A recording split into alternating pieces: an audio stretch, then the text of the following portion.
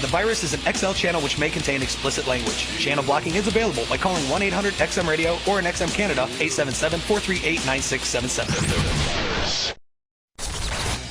It's the Opie and Anthony Show. Opie and Anthony. Radio Shock Jock. Opie and Anthony. All right, we get it. Jimmy, you want to interview Alan Alda?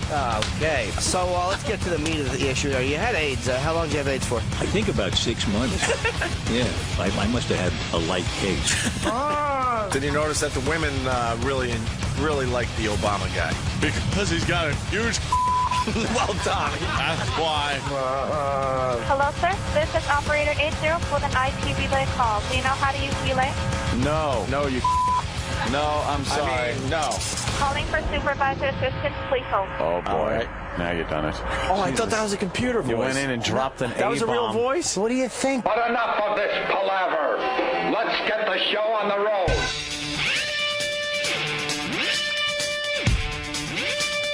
It's a good day for us, long-suffering Phillies fans. Oh, finally.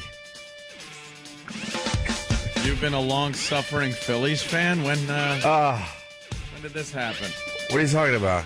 Everyone knows I've been a Phillies fan since I was a little tot. Growing up in Philly? Growing up in Philly, yes. West Philly. It was rough in West Philly. What is it? Oh, my God. I was just a little kid when they won it in 1980. And now, 28 years later, us long-suffering Phillies fans can rejoice. It's been a long night, Anth. Hanging with the Philly crew, just celebrating this unbelievable victory. Woo! I thought you were, born and raised on Long Island. No. I'm changing my past. Oh, okay. You're just gonna. No, now I'm from Philly. Grew up in West Philly. If you know anything about West Philly, man, I'm from the streets. Oh, I'm from the streets, bro. are you? I'm drunk. I'm happy. I just don't know which Philly shirt to wear today. I'm not buying this act. Make sure the price tags are off. I don't know which one to wear, the green one or the red one. Anyone can wear the red one, but the green one, Yeah, I'd say wear the green one. shows you're Irish as well, and everyone knows I'm just about 100% Irish as well, so. So apparently the Phillies won, huh? Oh, God, did they. Phone calls all night, congratulating each other. Congratulations to you. Congratulations to me. I had everything to do with this victory. Oh, you did? Oh, God, yeah. I could not care less. Or is it I could care less? Whatever. I think you know what it is. I hear you. There's none more less I could care. God, when am I going to sober up from this victory? Oh, really? God, Just man. out partying.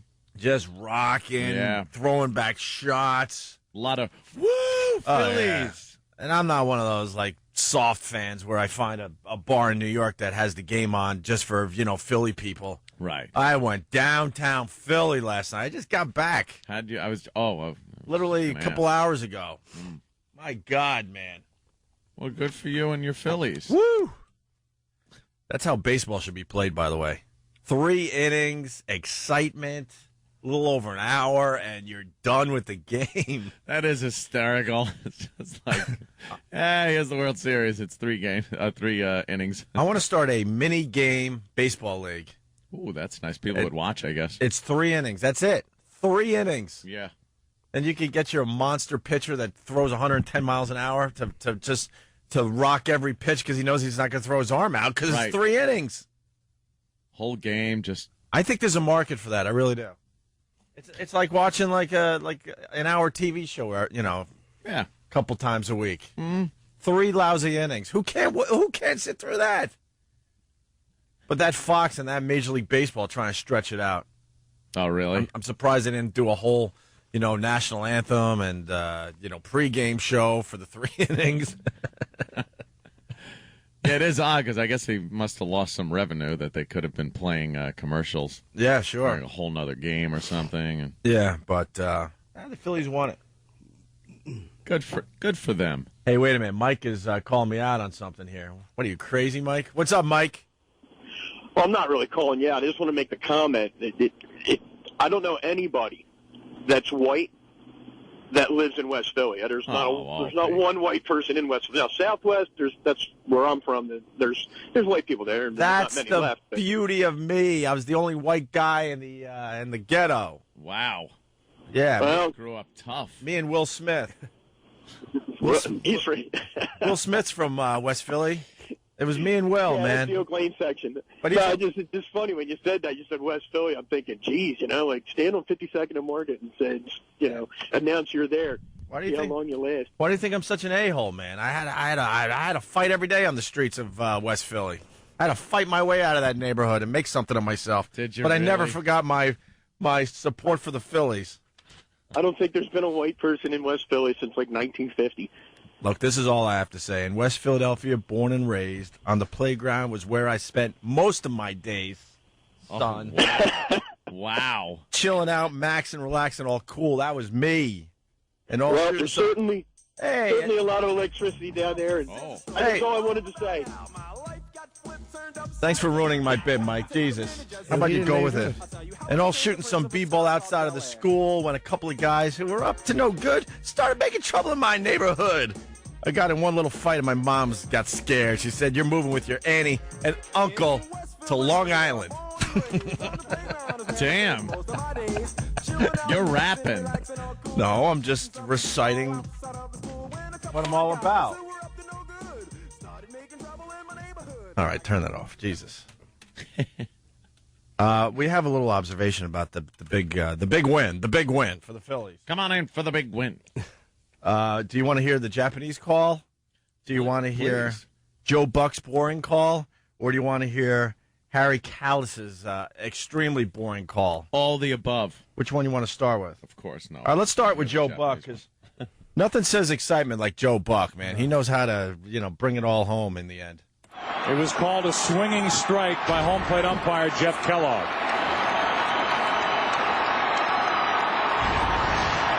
What a flake. 0-2.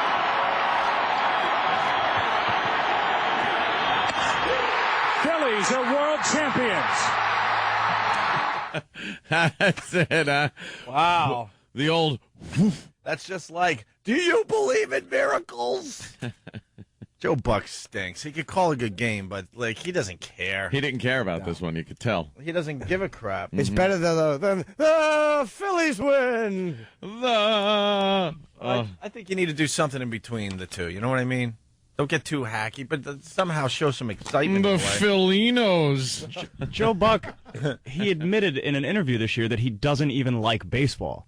So it's why are you calling these games? He doesn't watch baseball. Well, what does he like? He does watch baseball. He calls about 100 of these a year. That's the only time he watches it. What's his sport? Football. Oh, really? Yeah. Okay. And he does the Sunday games. But the call last year for the Red Sox, same thing. Mm-hmm. Red Sox win the World Series. Mm-hmm. Who cares? You hear him packing up to leave. Oh, yeah. You hear shuffling of things and a coat going on a zipper being zipped. All right, Phillies win. Well, this one's a little better.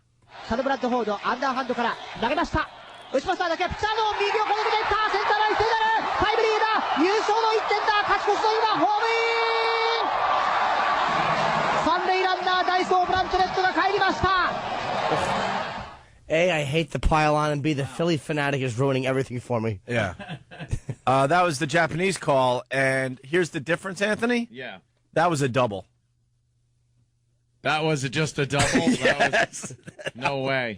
Look at the fires down in Philly. I started that fire. It's still lit. Nice. Nice. Boy. That was me. Got to be fun to be down there. Let me hear that call again. All right. This is just for a lousy double that really brought in an RBI. サルブラッドフォードアンダーハンドから投げました打ちましただけピッチャーの右をこのけていったセンターラインセンタータイムリーだ優勝の1点だ勝ち越しの今ホームイン三塁ランナーダイソーブランチョレットが帰りました Wow, what happened there?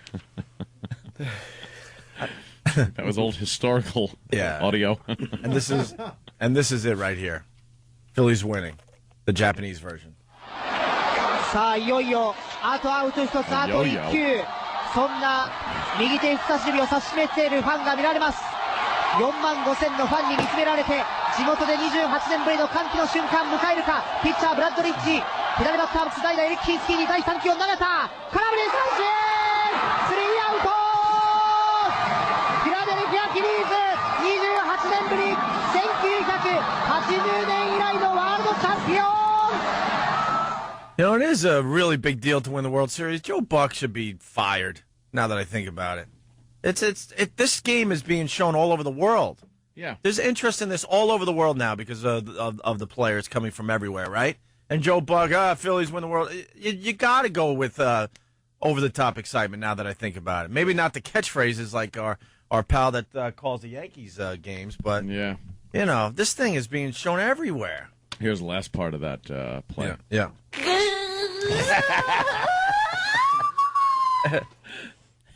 And then finally, you got Harry Callis, I believe. I thought you were going to say Harry Carey. No, no. God, they brought him back. Harry Callis has been calling Phillies games for almost 50 years, 40-some-odd years, or around 40 years, something like that. Bless him. Now, you a long-suffering announcer for the Phillies, right? You would think he would just have an aneurysm if the Phillies won, right? Certainly. This is what you got last night.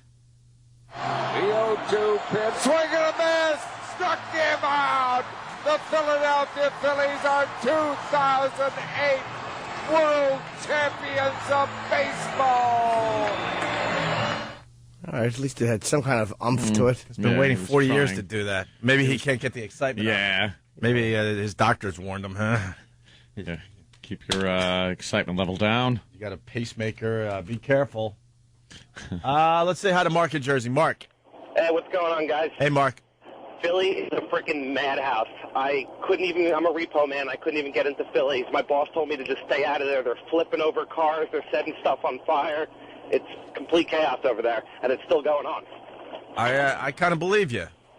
Oh, yeah, it's true. My boss sends me a text that says, do not go into Philadelphia. It is a zoo. I think it's a day off for everybody, too. Oh, yeah, but... Yeah. All right. Thank you. Thank you, sir. Let's go to Charlie in Philly. Charlie. What's up, Bubba Boys? Hey, Charlie. Last night was a great night.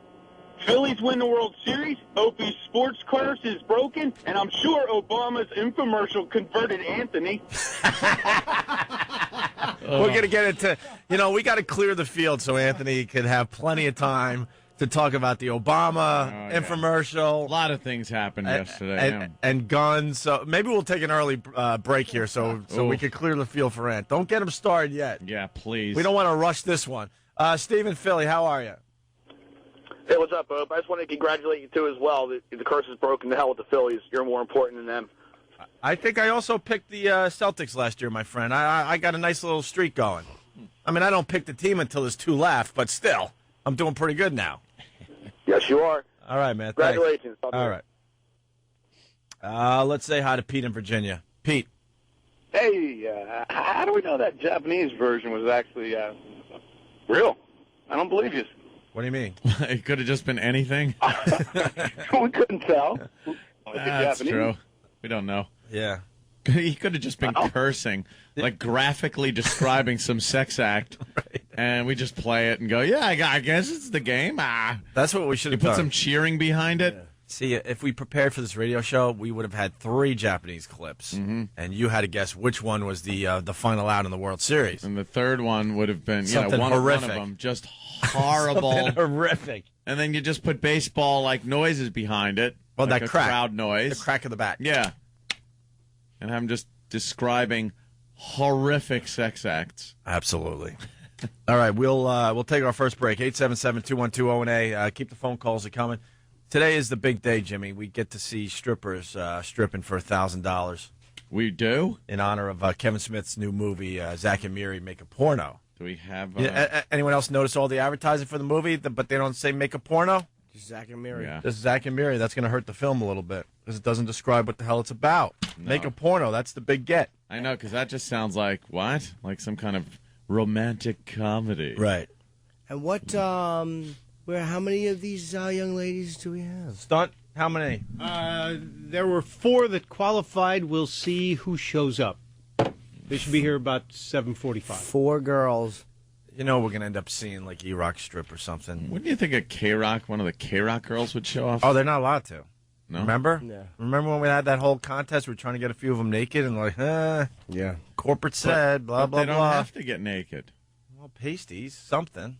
But bikini, even at this point. They weren't allowed to show cleavage. Do you remember how like tight they played it? A girl in a snowsuit at this point. Yeah. I don't care. One of those big puffy snowsuits. You are right. Anything. You're right, by the way. We've seen it all. I mean, back when we were fighting the good fight. Yeah. We're like old veterans of a war. We saw it all, and now like we're living in some. We're living at the top of the mountain, and we haven't seen a girl in so long that even a girl in a snowsuit would get us going. Yeah.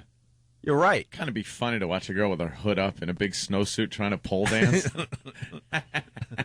We saw so much that, you know, it didn't the matter. couple was having sex in the corner. We were talking to Greg Brady. Yeah. And he's like, why are you interviewing me when that's going on? And we're like, oh, yeah, that. Because we were, like, jaded by that point. So what? But now, you know what? Even just seeing a little cleavage, I think I think we're going to need some cleanup time. Quick break. We'll continue. Anthony's got a lot to say about the Obama infomercial. Yeah.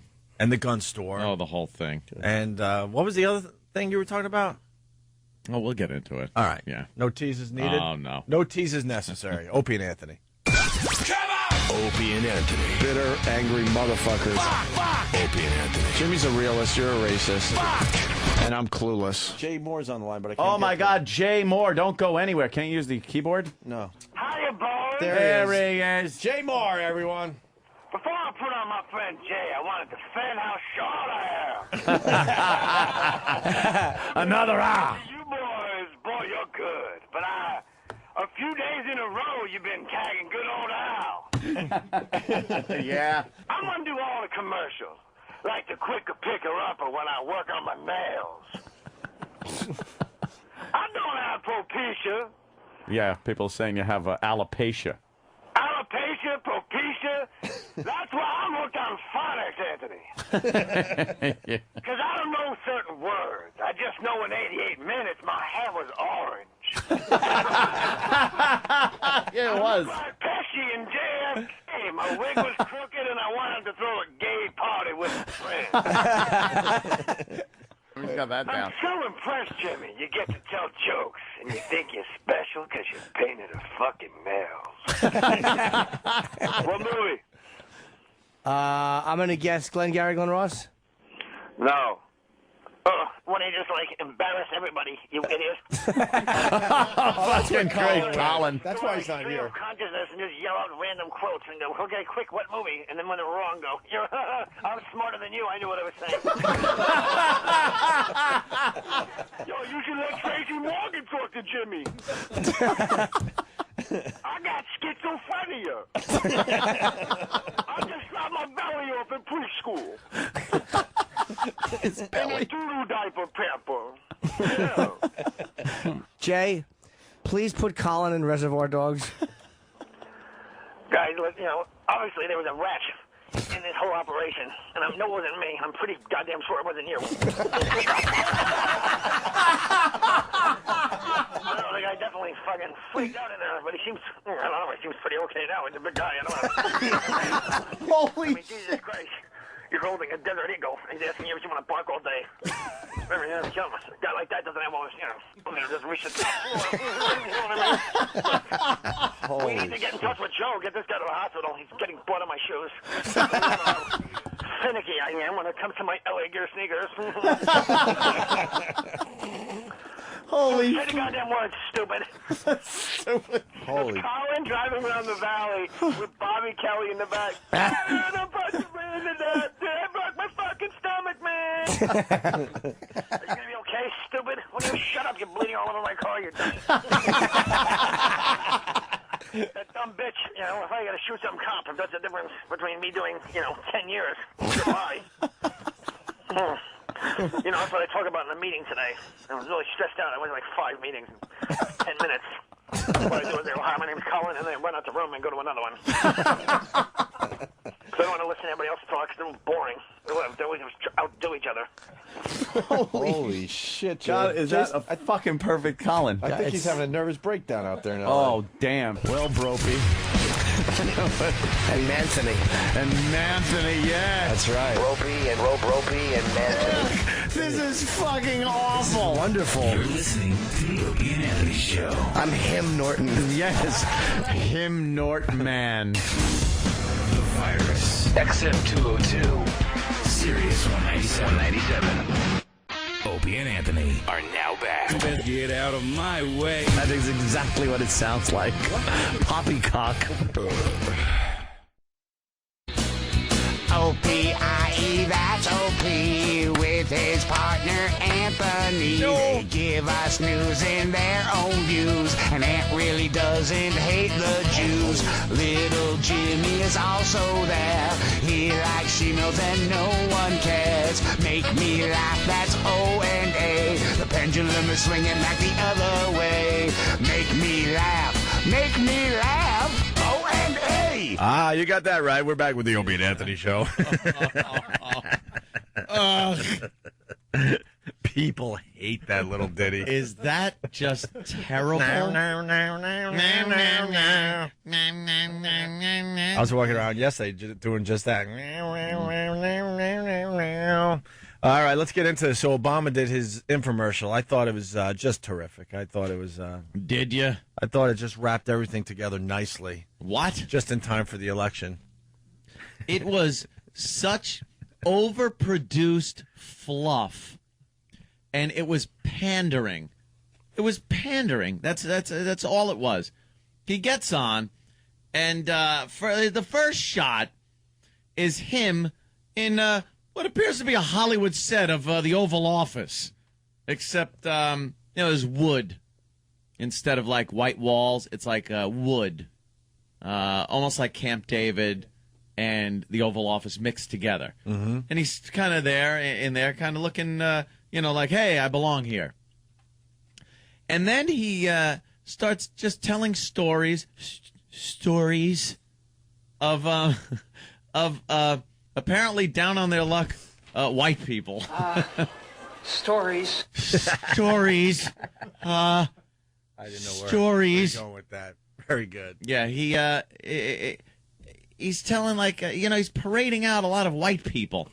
And that is so the white people don't get afraid if he was just talking to a lot of black people. Right.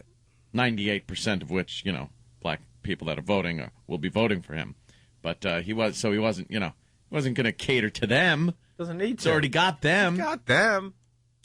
But it seemed so phony and so pandering and scripted.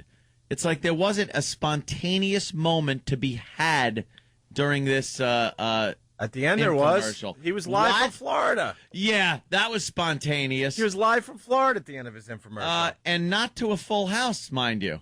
Did you notice that? Notice some empty seats there. Well, I noticed a few empty seats, my friend. My friends. They were watching the World Series. What do you expect? He's bigger than the World Series. What are you kidding? Look at him. Look at that. That's nice. Oh, stop it. So he's look, he's got the flag behind him because Perishton thought he actually wears a flag on him. What is that pin? That's a flag. What, on his lapel? No, I've heard he doesn't wear the No, the he flag doesn't. pin. He doesn't either salute the flag or put his hand. Well, he shouldn't salute it, but he doesn't put his hand over his heart and face the flag during the national anthem. There's plenty of evidence of that. He's what I call a disgrace. A disgrace? A disgrace. You're calling our next president a disgrace? And what he was saying and the little bullet points they put on the bottom of what he was saying are all twisted versions of what he means to appeal to people's ignorance. Things about the tax cuts, which now are tax increases. People now don't even know what they are. What are they? 250? Is it 200? Is it 150? We don't know. Is it per individual or per family? Who knows? Who knows? We'll find out once he gets in. Oh, we never know what the president is all about. And he's talking Before about he gets in. strengthening the military. Get out of here. He's not going to do that. He's cutting it. And you know he is. There's all those little bullet points that flash up on the bottom were all twisted versions of what he really means, trying to make it sound like something else. And I found that insulting. Look, he's talking to old white people. And then it was all, they could not parade enough white people that are down on their luck out to have this Obama coming up to him and trying to help him out. They're all good listeners, though. Look, they're looking at him and they're certainly listening to every word he has to say. They're all talking to him like that old guy in the heat of the night in the garden, talking to Sidney Poitier. Yeah, well, he did say that, make phone calls and tell your friends to get the vote out. And apparently he's asking for more money. He's already collected over $750 million. He needs a few more bucks, I guess. Well, he doesn't want to assume anything, Anthony. And he's taking money in ways that he said he wasn't going to. He promised, and he surely broke that promise. The guy is a phony. Hannity, no surprise. I mean, I know Hannity's politics, but he had a great take on it. But Hannity swears he's a moderator. Straight out called him a liar. Moderator, sorry. Yeah. A moderate. Yeah, go ahead, sorry. I found this whole thing to be very calculated. Of course, he's running for president. It's going to be calculated. But this one is so transparent. It was so just a 30-minute infomercial. I'd rather watch some Jack LaLanne selling his juicer than watch this stupid infomercial. Yes, Jimmy?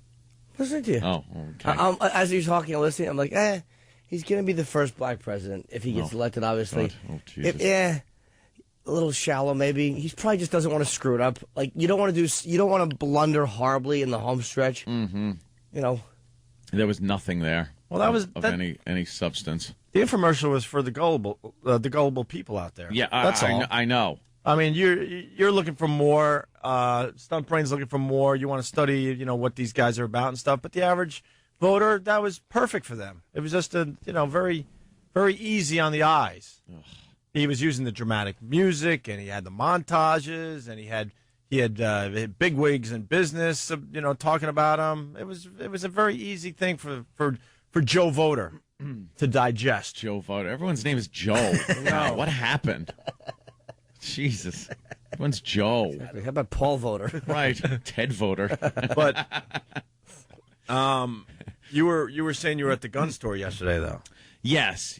I made another trip to the old gun store. I was heading to the range, and one thing I did notice: the gun store was packed. Really? Oh yeah. People noticeably so. Noticeably. Absolutely. And because people know this Obama wants to infringe on everybody's Second Amendment right. That isn't even something that's up for debate. So the gun stores are now packed, selling what will be known as assault rifles because they have an aesthetic look of a military weapon. Yet they do the same thing a semi-automatic deer rifle does. They want to take away scopes because they will call it a sniper rifle instead of, sport for target shooting or hunting. So the gun stores packed with people buying guns. Obama has done more for gun sales than any other presidential candidate or president I've ever seen. You cannot go walk into a gun store and not see guns. They're flying out the doors. And a lot of people talking politics in the gun stores, I noticed. I was in there, and I'm talking with the rest of the guys in there, pretty much of the same mindset. And there was a black gentleman that came in inquiring as to how to obtain his pistol license, because I guess he wanted to get a pistol. And some older white gentleman was in there, and he didn't even do the old peek around. He didn't even do the old look over the shoulder to see who's in the store, and he didn't care. Yeah, because this black guy's in there, and this older white guy is talking about how he thinks McCain will win because there's a lot of factors that could screw things up for Obama. He goes, if it rains or if there's a sporting event on, those people ain't going to go out and vote. It was fantastic. And there's a black dude right there. Oh, he was right there. If it rains, I love. If it rains, Lord, I can't get wet. You know, if it rains or if there's a sporting event, they ain't going out. Those people ain't going out. Oh my God. And the black guy, though, he didn't say anything. He got up. They got into a little dialogue about racism in the country, and it's real comfortable when that happens in a gun store. It's fantastic. But everyone was keeping it pretty civil.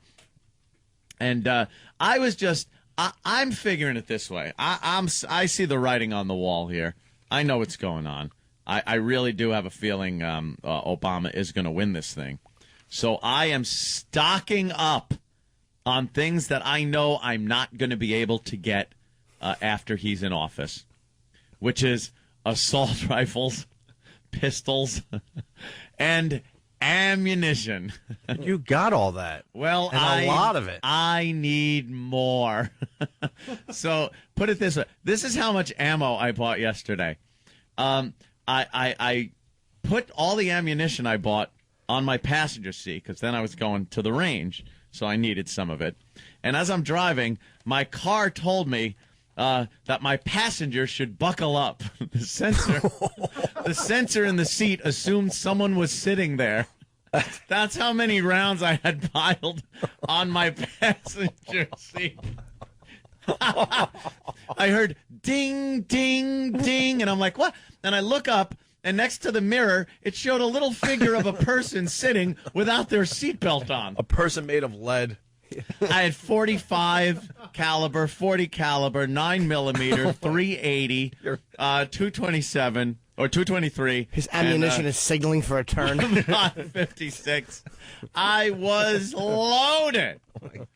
Oh, did I have a lot of ammo. It took a couple of trips to get it into the house. How many pounds would you guess? I couldn't even tell. It has to be hundreds. Not 100? No, it has to be in the hundreds. It's very heavy. That's got to cost, I don't know, $20, $30 for that. Wow. But I was stocking up. I bought boxes of, merchandise that I don't think I'm going to be able to get, even though I should have the freedom to get it. So then I went to the range, and the parking lot, full, just packed. I go in, I get my my spot, and just start firing off rounds. Oh, I probably fired about 200 or 250 rounds through my 45, sighting in that laser. So much fun. What do you think about when you're shooting that many rounds? I think hit the target. So then I usually have the target. I usually have a just a regular, circles, concentric circles of different colors and numbers. No, like a regular target, a dartboard-ish target, if you will. Yeah, sure. And that sights it in pretty well. Once I got that, though, I wanted to have a little fun, so I went to the place where they sell the targets in the range, and I got that target of the bad guy. It's the bad guy target. And this got me thinking, too. How come the target has to just be the evil, bearded, kind of overweight, crook-looking 30s white guy, bad guy target? There's no other target that they sell that it's only you're shooting at that bad guy. Why can't there be some other targets to make it a little more equal? Everyone likes diversity. Why not in targets? Because they can't make them fast enough? No. They're just making this white guy target, bad white guy target. Because of the things you'd yell while shooting. All right. But it got me thinking, how come if everybody wants this equality, how come there would be such outrage if you hung up a target featuring someone of a different race than a white guy? It's a white man that's holding a gun at you, and that's the target. And you just zip that thing back, and there it is, and that's what you're shooting at. I can tell you why. Why? Because it's so obviously a caricature. It so obviously couldn't be real. So the white man committing the crime. I got you. That's it. That's the guy I'm constantly shooting at. Well, or that's a reasonable facsimile. How do you know thereof. he's white? It's a He'll see little Mencia. different. Carlos Mencia. He's squinting. Anthony, there's a solution to every problem. Bring a black Sharpie next time you go to the range. A black Sharpie. I'm just saying there should be targets that have the same diversity that the criminal element has in this country. Why not? If you're shooting at this bad guy, why don't we take all the crime stats in the country and divvy up targets accordingly? So that way I can buy a certain percentage of white targets, a certain percentage of black targets, and hang them up in the range and shoot with a more realistic result as to what I'm shooting at. That's all I'm saying. Problem? Is there a problem with that? He's just insane. I'm not insane. It's just this friggin' goody two shoes crap is what it is. It's supposed to just be fun for everybody. Let me tell you something. I know, because people are saying out there. And let me tell you something. It would be insane to hang a target of anything but a white guy in the range. You would instantly be just, first of all, thrown out of the place. If the news caught wind of it, I'd lose my job. You'd probably be arrested for some kind of hate crime for shooting at a diverse piece of paper. I don't know. It's some kind of paper racism. But why? Why? That's all I want to know. It's a very good question. But so I shot at, I shot at evil 1930s Muggsy white guy. See? I'm going to get you, see? He's holding a little revolver. And I was just started shooting him in the groin. Because you're that angry. Because I had, with the laser, it's hysterical. So I was just, popping his eyes out. Yeah. And hitting him in the chin. Like, anywhere I wanted to shoot him, I could just shoot him. Okay. So I was just popping him in the groin for a while, too. What if you went to the gun store and said you wanted new targets, and then you brought a photo of a baby, and you're like, could you blow this up? Or an old lady crossing the street, or a small dog? Just something that's completely defenseless. Yeah, a president. A puppy. A little... The Queen of England. Puppy with his head turned sideways. All these things you should never be shooting at targets. Of course. You would think there'd be a market for that. Get a shooting range that just has ridiculous targets. Yeah. Have a little fun and humor involved with your shooting. You know what, though? You'd never get away with that. It would just be outrage. Yeah. Oh, I'm outraged. Let's go to Adam. Adam? Hey, how you doing? Good. What's up, Adam? Not much. Just recently went to the gun store and put a down payment on an AR-15, because I probably won't be able to buy one soon. Get them while you can. Buy up all your 30-round mags you can, too, my friend. Oh, that's right. I already bought a Springfield XD40, and I shoot 200 rounds of that, no problem. There you go. Man, you opened my eyes to something. Oh, good. The fact everyone's buying guns like crazy because of what they think Obama's going to do when he becomes the president. And this is a news story that was going on yesterday. I saw it on a few sites, MSNBC and CNN, that gun stores have, even in this bad economy, gun stores are doing great. Yeah. That people want to get a hold of these guns they're not going to be able to get. Well, speaking of which, Anthony in Boston listening on BCN. What's up, Anthony? Hey, what's up, guys? Hey. I got same thing going on around here. I actually live up in New Hampshire, but 8,000 rounds of 223 yesterday is what I grabbed, and the range that I go to actually allows you to print out or bring whatever you want to the range. They approve everything. So you could bring a, printout of, I don't know, Obama, whatever. Well, I wouldn't do that. Right. I mean, that's going to get you in trouble with the Secret Service. No kidding. But Anthony's saying the gun stores up in Boston are packed as well. I'm not even saying like people. I'm just saying generic people that show the diversity of this great land of ours and its criminal element is all I'm saying. There are criminals of every race in this country. So why can't they be represented by the targets of the bad guys that I shoot at? For the most part, I shoot at targets that are targets. Mm-hmm. They're just, like I said, like a glorified dartboard type targets. But if you want to shoot at other things, why not? Why not have someone in a hoodie? Something like that. Something like from The Wire.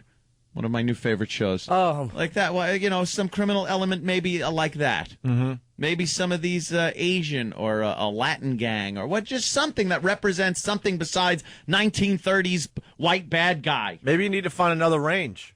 Oh, yeah. Bin Laden is pretty much the only other target that you can get. Oh, really? Yeah, they love giving you the Bin Laden target. Oh, wow. So you could shoot at that one. But, wow, really going out on a limb there. He only killed a few thousand Americans, and we get to shoot a paper friggin' target of them. Whoopity-doo. Let's say hi to Greg in New York. Greg. Hi. Anthony, I know you're desperately trying to keep the Republicans in by, using the gun thing as some, way of... Very important to me.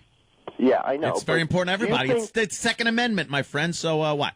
Okay, so do you think if Obama gets in with the economy the way it is, with the war, health care and everything, do you think the first thing he's going to want to do is attack taking away your guns? Yes. Is that the priority of the country? Dude, he's been doing that his whole career, and that is just, it's not only the gun thing. The gun thing is an example of what this guy is about. It doesn't necessarily mean that, it's just the gun thing that bothers me. The fact that is such a big issue with him, it shows his personality, his priorities, and that's what upsets me, is the fact that this guy has no respect for the Constitution of this country. Okay, the economy is going to keep him busy for at least 3 years. So get out of here. The war will be at least another 1 year. And the other thing, too, didn't Clinton sign the assault bans treaty or weapons act? Yeah, the assault weapons ban. He did. Yes, he did. Okay, so you still had your guns, though, right? No, not during that time, not till it expired, and Bush didn't re-sign it. Yeah, I know that part. How about this? How about Barack Obama on gun control? Prosecute people who use guns for self-defense in home. Yes. Ban the sale of almost all hunting ammunition. Yes. Increase taxes on firearms and ammunition by 500%. Yes. That's only three things right off the bat here. This guy, his entire career has been a party to a lot of these groups and organizations that are the most crazy. They're crazy groups that just want to do away with the Second Amendment. It shows this guy just has no respect to honor the Constitution of this country. His change that he's talking about is changing the Constitution, and not amendments thereof. All right. I mean, he wants to take your guns away. He does. That's what he wants to do. And the way this guy was talking, though, like the Obama, they can only do one thing at a time. Like, he can't focus on the economy and then also sign a gun bill. I tell you something about the economy, too. Why do you think it goes up 1,000 points in one day and then down 200 points and up 500 points? If we were in a ridiculous recession like they're saying, the market would go down a lot more than it goes up. It's really kind of chilling at about $9,000 at this point. It goes down, it goes back up. It's going to fix itself. That's what the economy does. The president really, not much of an impact there as far as the economy goes. It's very cyclical. Look at the charts. Look at the charts of the Dow. You'll see dips like this all the time. They're saying it's going to get a lot worse, though, Ant. The experts are saying. Are they? I heard other experts saying it's getting better. Yeah. Who knows Yeah. what to believe. It's one of those things. But you know something? A couple of years down the road, regardless of who's in office, it's going to get better. All right. We got the phones. They're lit. I don't think we can get to everybody. Steve in Boston, when I go to the range, I shoot a black guy target. Where is he? Yeah, look at where he's from. Boston. That's all they sell up there. Of course. It's hard to find the white guy target. They'll throw you out. Justin in Detroit. This target murdered my wife. Jump off a bridge. Justin in Detroit. It's cold in the D, yes. At my local range, we shoot Arab targets. Mm-hmm. Ian's an FBI agent. We're not allowed to shoot at human-shaped targets. Yeah, they use bowling pins. They use giant printouts of bowling pins because that's kind of the shape of a human, the body and the head. But the FBI, they're shooting for a reason. They gotta know what the hell they're doing out there. Exactly. Why is it? Why are they doing that to the FBI agents? No one, bowling. You're never looking for bowling pins in criminal cases. Oh. One time, maybe. He's mugged by a bowling pin. It's possible it occasionally will happen, especially if it's around the alley where the crime is committed. There it is. That's what they shoot at. Brad in Georgia, Anthony, he's wondering if you could recommend a gun before Obama takes over. Any type of nice 227 type or 223 type AR-15, something like that is good. Pick them all up. Get anything you can. Just go in there and buy everything. Then you got Joe in New York. Sure, Obama lies, but doesn't every politician? What? Politicians lie? And then this guy gets his ammo delivered in bulk by UPS. Yeah. Neil in New York. Nice. That's what you got to do. Can you imagine if you were looking for a bowling pin? I mean, all he'd do is run into the alley and then stand in the little line. You'd never know which was which. All right. Oh, damn it. There'd be 10 of them in each lane, and they'd all be no one would rat each other out. That's ridiculous. What happened where the FBI agents aren't allowed to shoot at the real looking targets? Even if you found the right one, how do you cuff them? I know you have to squat and pick them up and walk slowly out with them with your hands free. With the FBI, they ought to shoot at targets of old J. Edgar Hoover in a dress, perhaps dressed as the belle of the ball. Of course, that's the guy. That's the target I was shooting at. That's him. Look at him. See. Look, he's sporting some hog, though, isn't he? My God almighty. He's packing. He's all bag. He really is. He's packing a gun and he's packing something else there, huh? That's great. I was actually able to pick his individual fingers off. Really? That's nice. Look at this. Yeah. Look at his hairy knuckles. Yeah, he's got hairy knuckles. Big old hairy knuckles. Big hairy Robin Williams hands. Just to wrap up this segment here, we got Obama trying to. He's funny, man. He's trying to. You got to hang in there to the end of this clip. He's trying to do something with an old sitcom. Very funny. Listen to this. If Senator McCain is elected, we'll have another president who wants to privatize part of your Social Security. That ain't right. Can you imagine if you had your Social Security invested in the stock market these last 2 weeks, these last 2 months? You wouldn't need Social Security. You'd be having what was it, Sanford and Son? You'd be like, I'm coming, Wheezy. All right. There's a couple of things wrong there, huh? How does the black candidate mess up the blackest sitcom ever reference? Yeah. I'm coming, Wheezy. Wheezy? You hear the wheels falling right off. Yeah, he just has no confidence in it because he's off script. He knew he was in deep trouble. Listen to the end real fast. And then Social Security invested in the stock market these last 2 weeks, these last 2 months. You wouldn't need Social Security. You'd be having what was it, Sanford and Son? You'd be like, I'm coming, Wheezy. That's not the line. Did he at least? I want to know. What did the crowd do? They probably were like, we know he means Elizabeth. Well, at least say that. That was, I'm coming, Elizabeth. I'm coming, Elizabeth. It's a big one. Or maybe he means that maybe he messed up Sanford and Son. Maybe he meant the Jeffersons, and that with McCain as president, everybody will own their own cleaning business and be small and have an interracial couple above them. I don't think he meant that. That's what he meant. Cleaning businesses for everyone. Everyone's a dry cleaner with him as president. All right. We got to take another break. We got 2 days left in Jocktober. We might have to do this one today. Once again, Anthony is full of crap. You want that? Just quickly, I'd like to know why I'm full of crap. Hello, Rob from New York. Hey, what's up, guys? Okay, please explain why I'm full of crap. All right, I called once before when you were ripping on Obama for attacking McCain on the economy. But with the Second Amendment issue, I agree that not all hunting rifles should be banned, and there shouldn't be a huge increase on tax on guns and ammo. But when the Second Amendment was written, they didn't have assault rifles. I mean, you're looking at guns that you have to load with powder.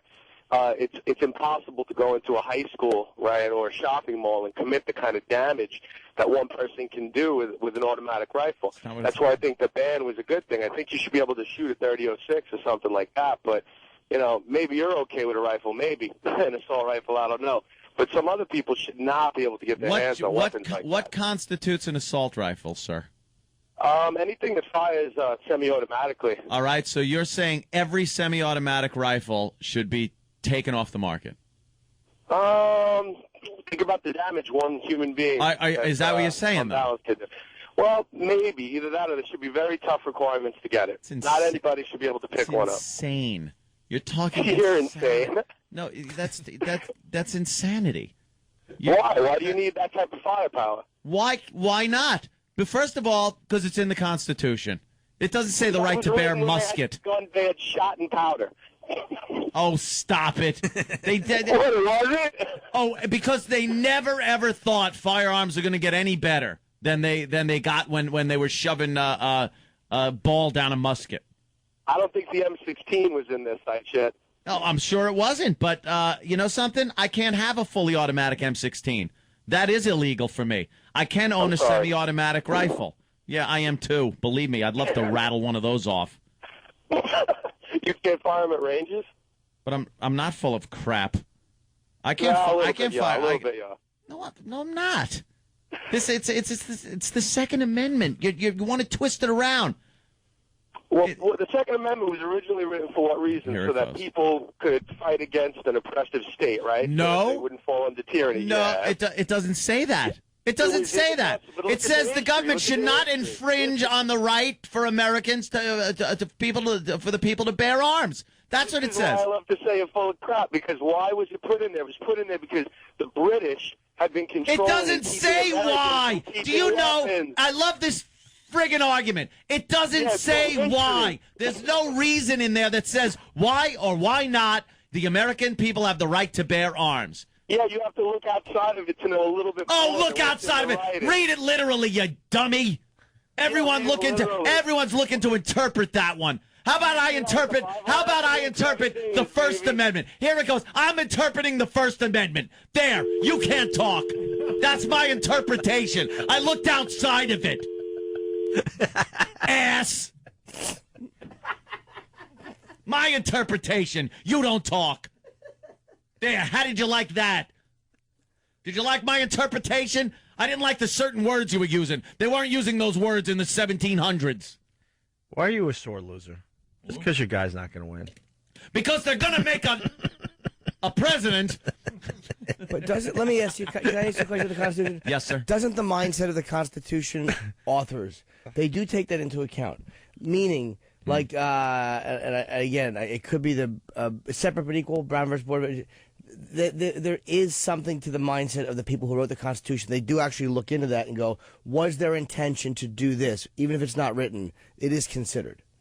Like, separate but equal usually means that one is better than the other, I think. And so they said, well, that was never what the intent. I forget how it was worded, but their mindset does come into play, at least according to the Supreme Court. Do you know, the Second Amendment is so simple. It's just anti-gun advocates have twisted it around so much to make it confusing. It's a very simple thing if you read it. They've tried to throw the militia thing in there, that it's just for a militia. The militia was the people. That's what it was. So in order to have a militia, the public had to be armed. It didn't say that was the only reason. It said that there should be no infringement on the people's right to bear arms. None infringement. Don't infringe upon it. What does that mean? That's not open to interpretation. But it was written a long time ago. Who gives a crap when it was written? Sorry, that's when it was written. I think the Constitution's very good. I think it's slightly overrated at times as a document that can't be challenged. And I mean, not just with that, but with all... So what about the First Amendment? Let's take that one. Do you take that as an absolute? Yes, I do. All right. What if someone doesn't like what you're saying? This happens all the time. They don't like what you're saying on stage and want to change it. Well, it was written a long time ago before people were potty mouthing like Jimmy Norton on stage and cursing and talking about hurting people. So let's change that. Look outside the words and change that. And now Jimmy Norton can be arrested for saying what he says on stage. You like that? I do. All right. I hate when you do that to me. No, I think the difference is... He did it to Lenny Bruce. The difference is, yes, of course. Yeah. My only difference is when you look at the difference in what language is being used as today. Mm-hmm.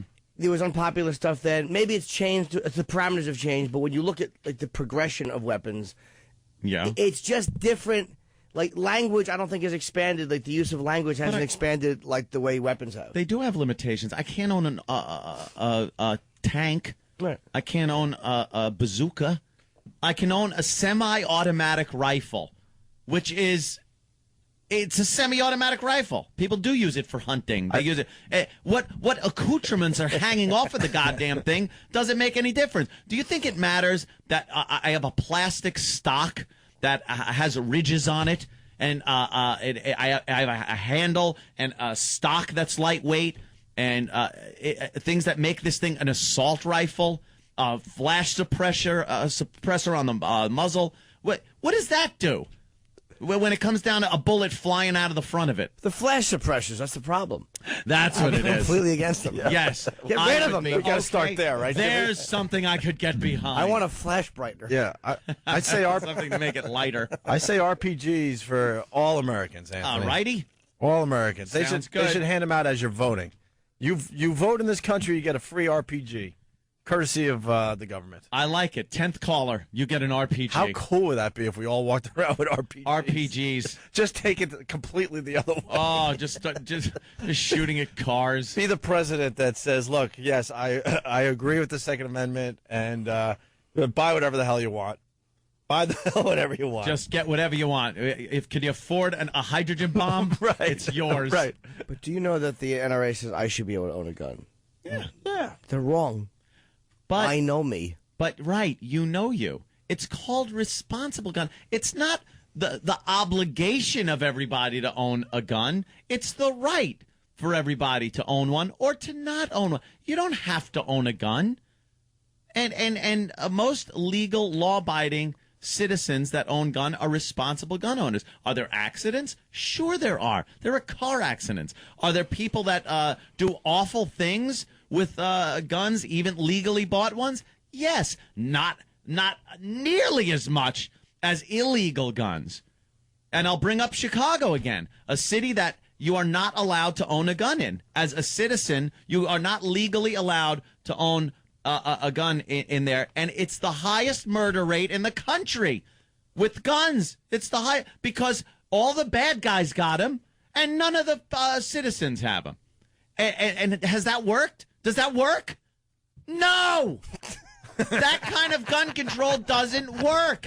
It's been proven again and again in these cities that you're not allowed to own guns in as private citizens. Jimmy, I want to say yes so bad there. So did I. I know. Just because he didn't want to hear yes. I know. But I do. I don't. I'm not as far as that. But you are right about people should be able to own the guns. I know we got to break quickly. It says, why do regular people need guns like that? You know why? Because I like shooting them. They're fun. They're interesting weapons to fire. It's like having a car. Why don't we all drive white Aries K cars around? Why did you choose blue for your car? Why did you do it? I just like the way it feels in my hand, the way it looks, the way it shoots. There are certain weapons that feel better in your hand than other ones. All right, have the shooting range just stock up on every possible gun, and then you go there and you rent the gun for an hour. No. And then there's no harm. No, because and then you get to shoot whatever the hell you want, and then the society's safer when you're not. Society. Oh, I said it wrong. No, because I want to own it. It's mine. I'm just joking. Let's take a break here. Take away my gun. Wow, you got the phones lit, Ed. Certainly did. You all right? Oh, calm down. Want us to take your blood pressure? I would love to see what it is right now. No, it's probably pretty good. After that? We ought to it get has to go up. We ought to get one of those in here for every so often. Check you out, me. It has to go up. Jimmy. Joe the plumber again. Hey, Joe! Joe the plumber. Enough of this Michael Chiklis looking douche. God. Enough. Look at him. Big stupid boxy head. Wait, Sarah Palin has Joe the plumber? Yeah, they're banging. They're banging. Nice. Yeah. You heard it here first. Yeah, he's laying pipe. Opie and Boo. The Opie and Anthony Show. You're listening to Opie and Anthony. There's something very... that really makes me crazy. Last fucking thing sucks!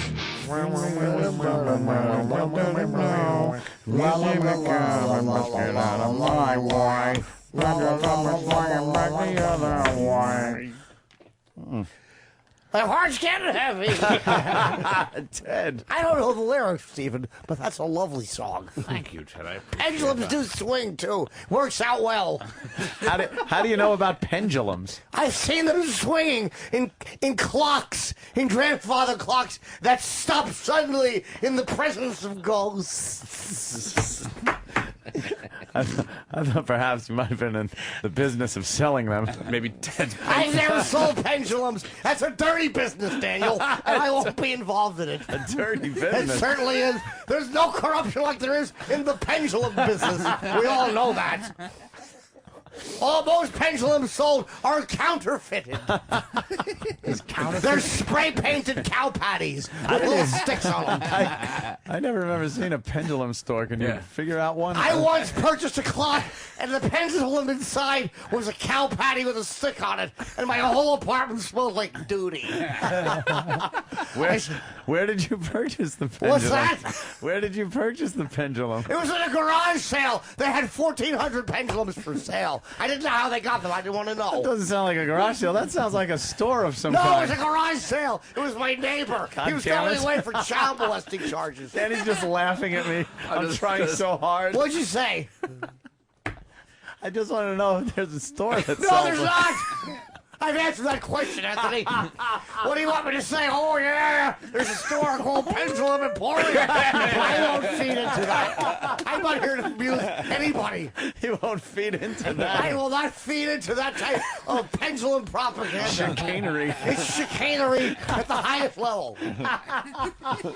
The pendulum business is a dirty business, and I won't laugh about it. Oh, I'm sorry. That's sorry, all right. Ted. I'm sorry to shout. That's okay. I didn't mean to Understand shout. your I angle. hate shouting. Cow patty and the stick. That Yes, would make me they're angry. pendulums, and they spray paint them. They look just like real pendulums. You would know it if you didn't take a bite out of them. That's how you test it. Remember they used to test coins? They would bite the coin. That's to make sure it's not shit. I never knew. Wow. Yes. Oh, my fucking head hurts. You don't want to be wrong on that one, do you? God. That's a damn good song. Let's get out of my way. Pendulum swinging back the other. Very good. That's a toe tapper. Yeah. Thank you. Oh, you're very welcome, Stephen. I'm a big fan of your work, despite your homosexuality. I don't care. I know you don't. Even though the Bible says it's wrong. It certainly does. Thank you, Ted. Fun improv with you. I knew that was fucking coming. Perfect. Opie and Anthony. We do things smart here.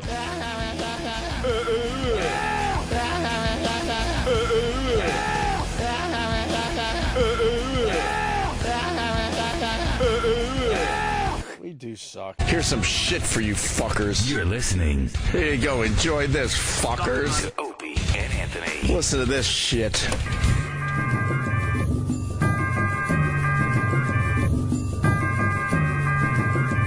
This is a bit mellow. Opie and Anthony, good morning. Jim Norton. Yes. A couple things really fast. Of course, the Phillies won, but we'll talk about that when Philadelphia wakes up, which would be around noon or 1 this afternoon. Oh, there it is. Damn it. What happened? Nothing. The line got stepped on. How about the By drum the beat? music, yeah. The music just kicked in. I'm sorry. No. What were you going to say? Screw it. No, do it. Nope, Do too it. late. Do it. No, Do the, it. the Do moment it. passed. Do it. Why? It was good. He Do said it. something about how they were going to get up early, like noon was early. Yeah. Yeah. Good line. Well, what was your line? That was my line. No, that was my line. No, see, Jimmy just stole my line.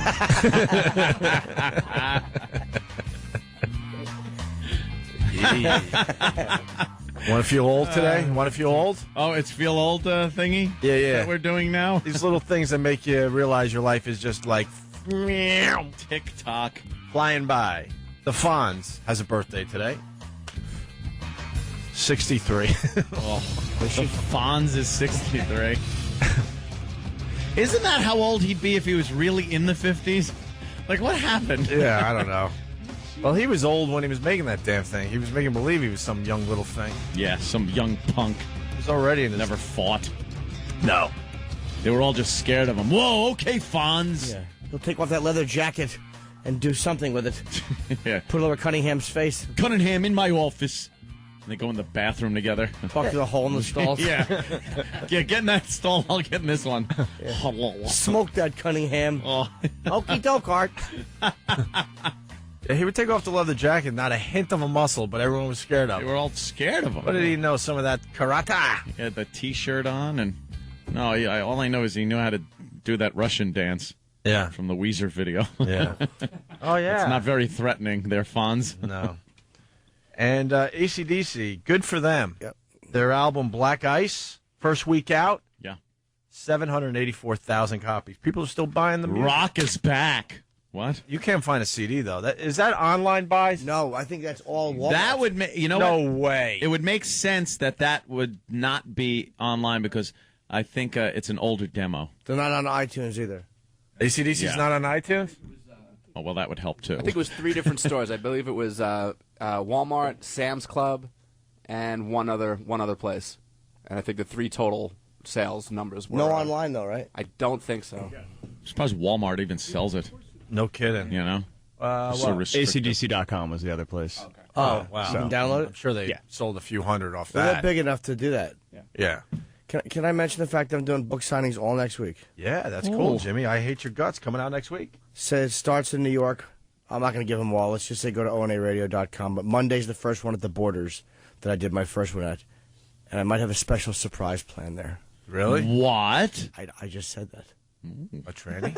No, that wouldn't be a surprise. It's like, oh, this again. Yeah, exactly. Hi, Sheila. Oh, Nora. All right, listen. Ooh, a text message. What? Oh, sorry. Ooh. Would it be annoying if I did that every time I got a text message? I didn't mean to do it. Like, no matter what anybody was saying. You interrupter. Listen, the Obama thing we're going to get back to because it's a hot topic. Yes. Hot topic on the show. I want to finally tell everyone why I want Obama to be the president of the United States. Really? And it's very simple. Mm-hmm. It's great for this radio show. Oh, is it? Oh, my God, is it? Really? That's the real reason why I want Obama to win at this point. You want to see me go crazy? Yes. Yes, secretly I do. It's You'll kind of see weird. it. I don't know why. You'll see it then. Because I love you like a brother, but for some reason I want to see you just go completely Go nuts. nuts. I don't know what it's about. Because you're nuts. I can tell you what it's about. Really? Of course. What do you think? You're emotionally healthy? It's because you're out of your mind and you want to see him in the same rotten rowboat you're in. Watch me go the real way to say bat crap, but you want me to? You see me do that every day. Yeah, when Ed talks about like driving 125 miles an hour, Jimmy's all freaked out. I'm sitting there like, all right, yeah, cool. Yeah, he's nuts. He's out of his mind. I don't even think what that would mean to the show. It just excites me. No, because Jimmy that you're just so out of your gourd at times. Jimmy sees a news microphone in front of his face. Yeah, we're all shocked. We told him to drive slower, you know, and we're just gonna have to carry on from here. Yeah, that's why I panic. Oh. But Obama, way to really bring me up there, Jimmy. Thanks. Well, I worry. I worry. What would I say to the news people? I don't know. No comment. Your book is on sale. Yeah. Believe me, you'd fit a plug in. You have no idea how, if there is some kind of a heaven, you'd appreciate the plug I gave myself during all talks about you in the Jimmy news. would be on every news channel crying his eyes out with a huge "I hate your guts" Jim Norton to the Norton poll t-shirt. to the poll he hit. I just want to say, and he holds his book up. I hate your guts. Right. And nothing. It's just so sad. Do you think the fact that my book is on sale now in stores makes me feel better? I don't care. This is supposed to be a happy time for me. I have a book coming out. Oh my God, that would be fantastic. No kidding. All the shows would have me on. Oh, of course they would. Everything would sell. Great. All our merchandise would sell. What do we got? We got a few T-shirts. God, we're the lamest. Yeah. Elmo would make a shirt like with a wacky cartoon with like ant coming through the windshield, and a pole, like a pole bent over, and the pole would have a sad face because it just got it. Oh, a text message. But then the shirt would say something like, "You'll be missed." Just this horrific cartoon figure flying through the windshield. We gotta start. Imagine me with a little talk bubble over my head as I'm flying through the air, going, "At least I don't have to have a." Oh, damn it! Oh boy, I didn't what have happened? the beep. What happened? Oh boy. Oh, sorry. All right. We all knew exactly where you were going. Yes, of course. At least I don't have to. Wait, get that beep ready. But I think if you're a fan of the show, you got to secretly hope that Obama is the next president. It's just going to be great material, and we're going to get the blood pressure machine. And we'll never make it 4 more years on the air. Yeah, exactly. Yeah. He wins. I want Wednesday morning a blood pressure machine in studio. Yes. Because I want to take your blood pressure on that day. Oh, when the people call up going, ha ha. That's a good question. Who would you replace Ann with? That's Steve in Boston. I would take a year off. Take a year off and then just, whatever. And then, I don't want to think that crap, you idiot. Yeah, Norton and Friends would continue. Here is, we were going to kind of like fade out of Jocktober, but Sam surprised us with a nice one today. This is for the people. Jocktober Sammy. Yeah. Sammy. Don't say it just yet, but this is for the people that have been lingering a while. Oh, we have to do Jocktober. Give me that. We have to do Jocktober today. Happy Jocktober, everybody, from your friends at the Opie and Anthony Show. It's a celebration of hacky, pukey radio shows and DJs from across this great nation of ours. Be aware out there today. There seems to be something in the air besides the fall weather here. Oh, my God. Would you just kill yourself? I would go home and just swallow a shotgun. Strike up the crapola. It's Jocktober. There's a person stranded. There's a show. It's stranded. That's good. I love think that's that. Funny. That is funny. What the hell was that? Happy Jocktober, everybody, from your friends at the Opie and Anthony Show. Let's all do it. There was no joy attached to that sound. None. 2 days left in Jocktober. Oh, yes. That's it. It's a hell of a way for you to leave the show, man. This is amazing. This great Jocktober bit, and then you say goodbye to everybody tomorrow. The grand finale. Yeah, this is just, it's perfect for you. Let's not spoil anything. Well, today's Jocktober feature. Yeah. John and Jeff, everyone. All John right. and Jeff. Look at us. Two guys. Yes, they are. Allegedly. They are two guys. Barely. Barely two guys. They're two guys. Well, what's the history on John and Jeff? When we first came back to regular radio, we had to follow John and Jeff. They were doing the overnights. Here on K-Rock, yeah. And boy, did they get rid of them. Yeah. It was called K-Rump. You know something? I couldn't remember who these guys were. I swear. I'm like, John and Jeff, I know that. But yes, remember, we couldn't even deal with like going into the bathroom to use the bathroom because their broadcast would be piped into the speakers in there. As we were getting ready for our show. It would bind you up instantly. You'd pucker so much that you couldn't go. See, for me, it was just the opposite. I couldn't hold it. I would hear their voices, and my body would relax like I was on Demerol, and I'd fill my shoes. It's like the brown note. Safe to say, this is horrendous radio. It is god awful. Well, it's not that bad. All right, Sam. John and Jeff. Want to just play the first clip? And then please, let's get a little taste. All right, well, John and Jeff are two guys who... Yeah, for those who don't remember John and Jeff, luckily they describe themselves. Yeah. In their promos. Due to the mature and graphic subject matter, viewer discretion is advised. The John and Jeff Show. The John and Jeff Show. We're two guys who think if you lie about a crime, you gotta do the time. We're two guys who think vegetarians should just mind their own business. We're two guys who think the divorce rate would be 80% if a man didn't lose half. We're two guys who think anyone caught driving without car insurance should have their vehicle impounded. The John and Jeff Show. The John and Jeff Show. But it's not funny stuff. It's not interesting. It's real stuff. It's just, they're just blurting things out. But they're dangerous, though. At least they're taking a stance. Wow. Exactly. They are really, like, on the edge there. Controversial stuff right there that they were blurting out. They're letting you know if you're going to call their show and be like, hey, I'm just driving and I don't have car insurance, it's not going to fly. Hey, we think your car should be confiscated. Yeah. Why wouldn't you pump up that concept with some humor? Like, we're two guys that think vegetarians should mind their own business. Well, they're right. Their own beeswax. You could come up with a million things that you'd like to do with vegetarians. The thing is, though, you could come up with a million funnier things, but you could probably come up with nothing unfunnier. So they've hit the zenith in one direction. It's amazing. You could pump that crap up easy. It's easy stuff. But it's miraculous how they have found the unfunniest things, and they've listed them all in a row. Yeah. We're two guys. We're two guys who believe that if you put a left shoe on a left foot and a right one on a right foot, you should be walking comfortably. God almighty, these guys are nuts. They're out there. Wow. And let's not forget that one of these guys likes to go to Thailand. Yeah. God, we did hours on that. Thailand. We did hours on that. There's only one reason to go to Thailand. Well, on the website, the one guy, I don't even know who it is. That's John. Oh, I can make, all right, this guy who's John. Okay. John. There's a lot of pictures of him with young girls. Very young girls from Thailand. That does make me like them a little more, though. They're 18. They don't look like kids. They're just, like teenage chicks. Yeah, but when I see the pictures like this, I feel sorry for the dude because I'm like, look, a guy that can't get a real broad. Dude, look at the one all the way to the left. Come on. She looks like 14. Tops. Yeah. Uncle Paul.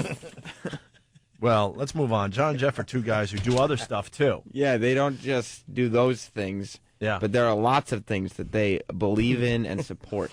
We're two guys that believe if your friend has a tent in his pants, you should relieve it. Yuck. All right, here we go. John and Jeff are two guys who do other stuff, too. The John and Jeff Show. We're two guys who think there should be no suicide watch in jail. We're two guys who think women's lip implant surgery should be declared a federal disaster area. We're two guys who think health care for illegal immigrants should be billed to their country. We're two guys who think there should be a telethon to find a cure for male baldness. The John and Jeff Show. They don't have one person around them that tells them that this stinks? How about we're two guys that should disagree once in a while to make it interesting?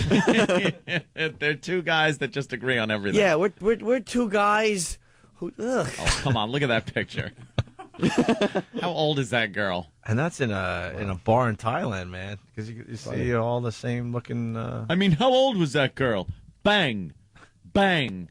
Can I just say that the caption, I just caught this, it really kind of stands out to me. Yeah. It says, John parties all night with, and then in quotations, it says, the ladies.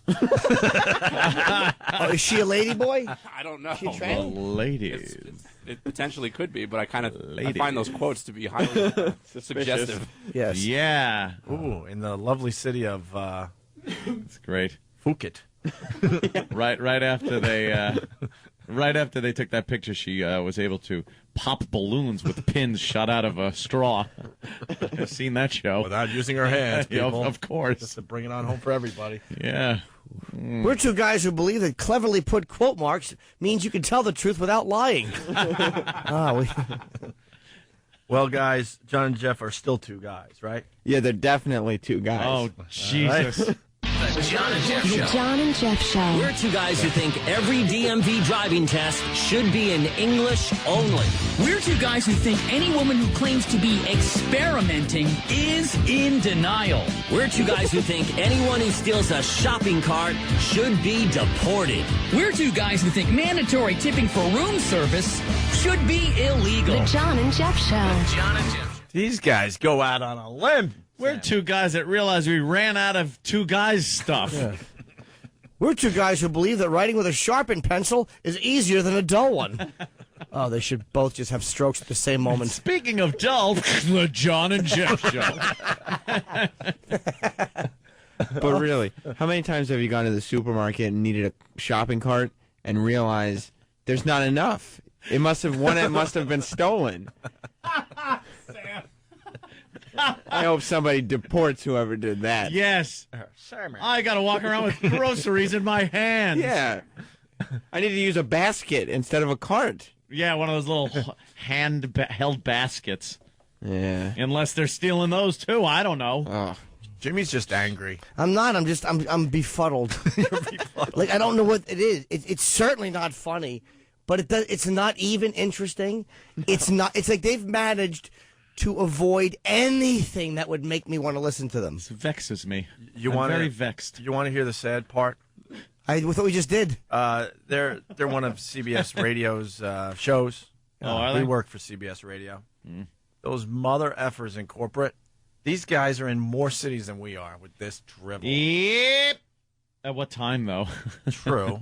In the middle of nowhere. I'm but sure that's They're the middle third of the night. shifters. They're in L.A., San Francisco, Boston, Portland, Providence, Norfolk, Greensboro, Louisville, Grand Rapids, Ithaca, Charleston, Fort Wayne, Augusta, Reno, Boise, Charlottesville, and Sioux City. It says the morning radio commute just got earlier. Yep. Is what they say because they do their show at 2 in the morning. Yes, that's true. So that means it just got earlier.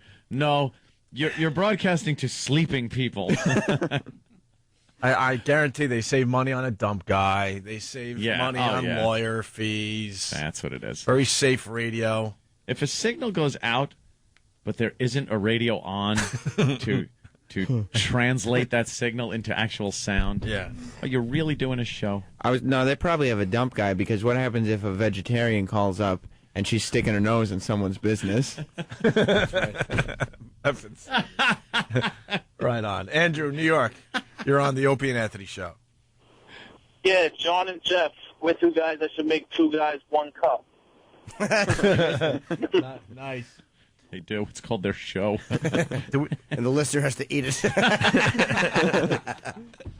We got Jim Jeffries standing by, so we're going to have to take a break. Yes, young Jim is here. I didn't even know he was in town. Yeah, but we're very excited. None of us knew. He killed on your Down and Dirty. Yeah, he did. show Jim was for HBO. beloved. Did we play John and Jeff? There's two of them? No, I don't think we did. Oh, okay.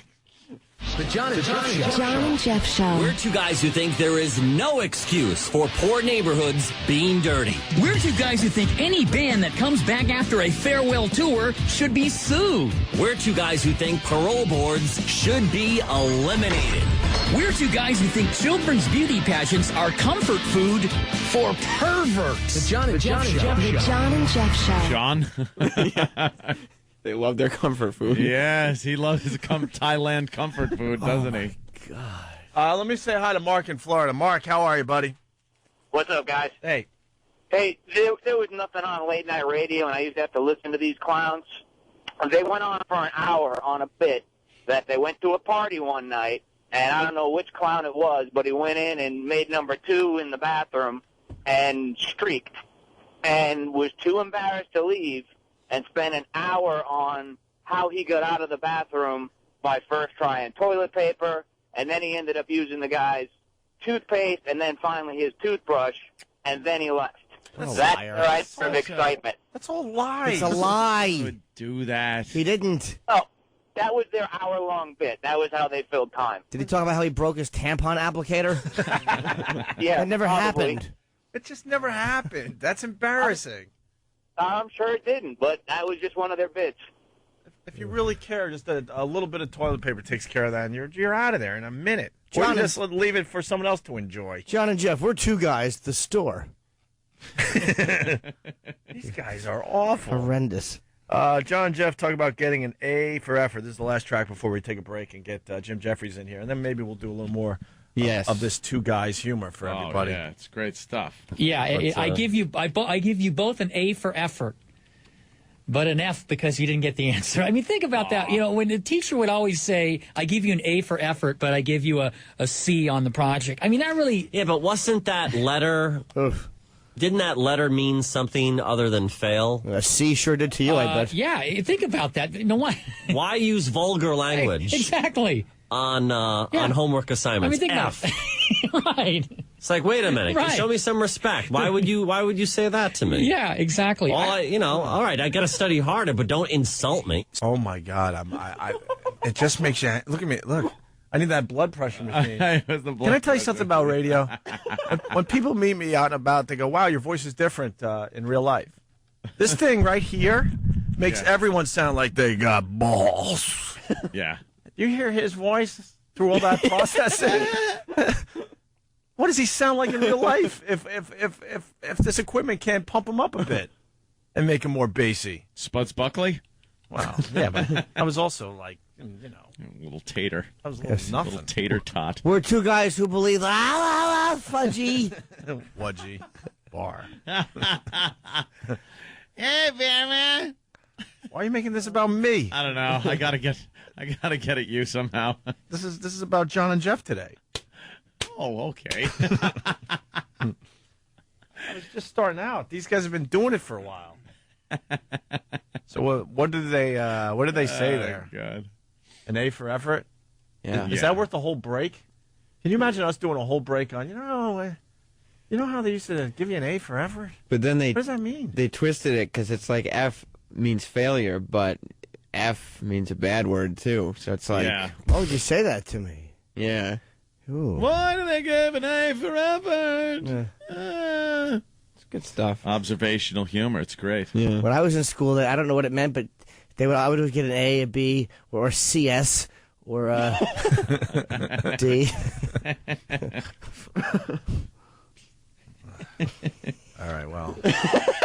Thank God this Jocktober is almost over. It's exhausting. It's exhausting. Jockvember. No. Povember. We all know. Of course. All right, Jim Jeffries, the great Jim Jeffries. Yes. This guy would be doing our show on a regular basis, but he travels the world to do his comedy. And he was on HBO's Down and Dirty, starring Jim Norton. Yeah, recently. he was great. Did great. He was really great. And he's going to join the program next. We're very happy about that. Ooh. And we'll do a little more John, Jeff, and some other things. Opie and Anthony. Here's some shit for you fuckers. You're listening. Here you go. Enjoy this, fuckers. Opie and Anthony. Listen to this shit.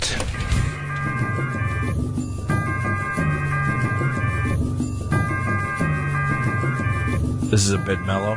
Opie and Anthony, good morning. Jim Norton. Yes. A couple things really fast. Of course, the Phillies won, but we'll talk about that when Philadelphia wakes up, which would be around noon or 1 this afternoon. Oh, there it is. Damn it. What happened? Nothing. The line got stepped on. How about the By drum the beat? music, yeah. The music just kicked in. I'm sorry. No. What were you going to say? Screw it. No, do it. Nope. Do too it. late. Do it. No, do the, it. the Do moment it. passed. Do it. Why? It was good. He Do said it. something about how they were going to get up early, like noon was early. Yeah. Yeah. Your line? Well, what was your line? That was my line. No, that was my line. No, see, Jimmy just stole my line.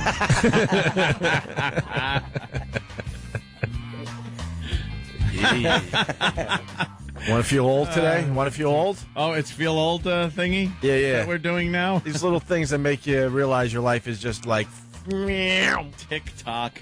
flying by. The Fonz has a birthday today. 63. Oh, the Fonz is 63. Isn't that how old he'd be if he was really in the 50s?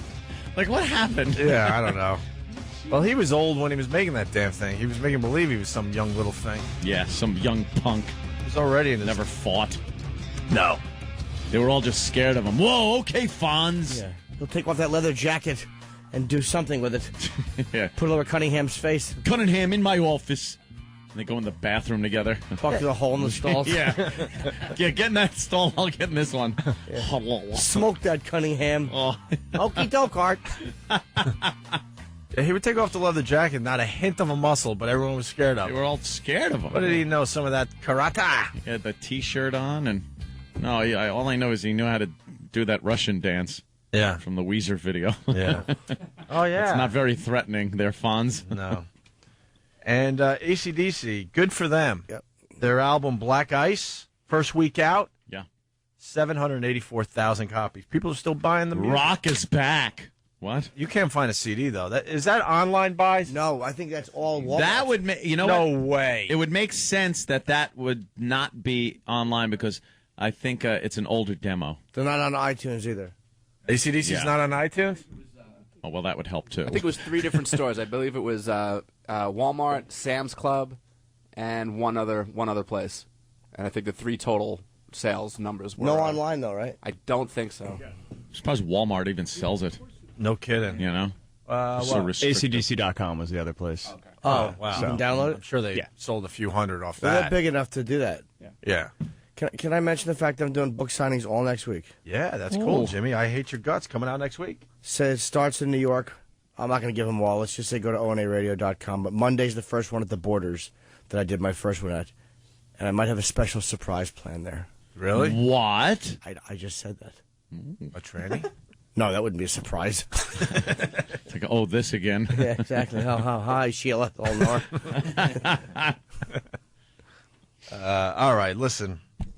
Ooh, a text message. What? Oh, sorry. Ooh. Would it be annoying if I did that every time I got a text message? I didn't mean to do it. Like, no matter what anybody was saying. You interrupter. Listen, the Obama thing, we're going to get back to because it's a hot topic. Yes. Hot topic on the show. I want to finally tell everyone why I want Obama to be the president of the United States. Really? And it's very simple. Mm-hmm. It's great for this radio show. Oh, is it? Oh, my God, is it? Really? That's the real reason why I want Obama to win at this point. You want to see me go crazy? Yes. Yes, secretly I do. It's You'll kind of see weird. it. I don't know why. You'll see it then. Because I love you like a brother, but for some reason I want to see you just go completely nuts. Go I don't know. nuts. I don't know what it's about. Because you're nuts. I can tell you what it's about. Really? Of course. What do you think? You're emotionally healthy? It's because you're out of your mind and you want to see him in the same rotten rowboat you're in.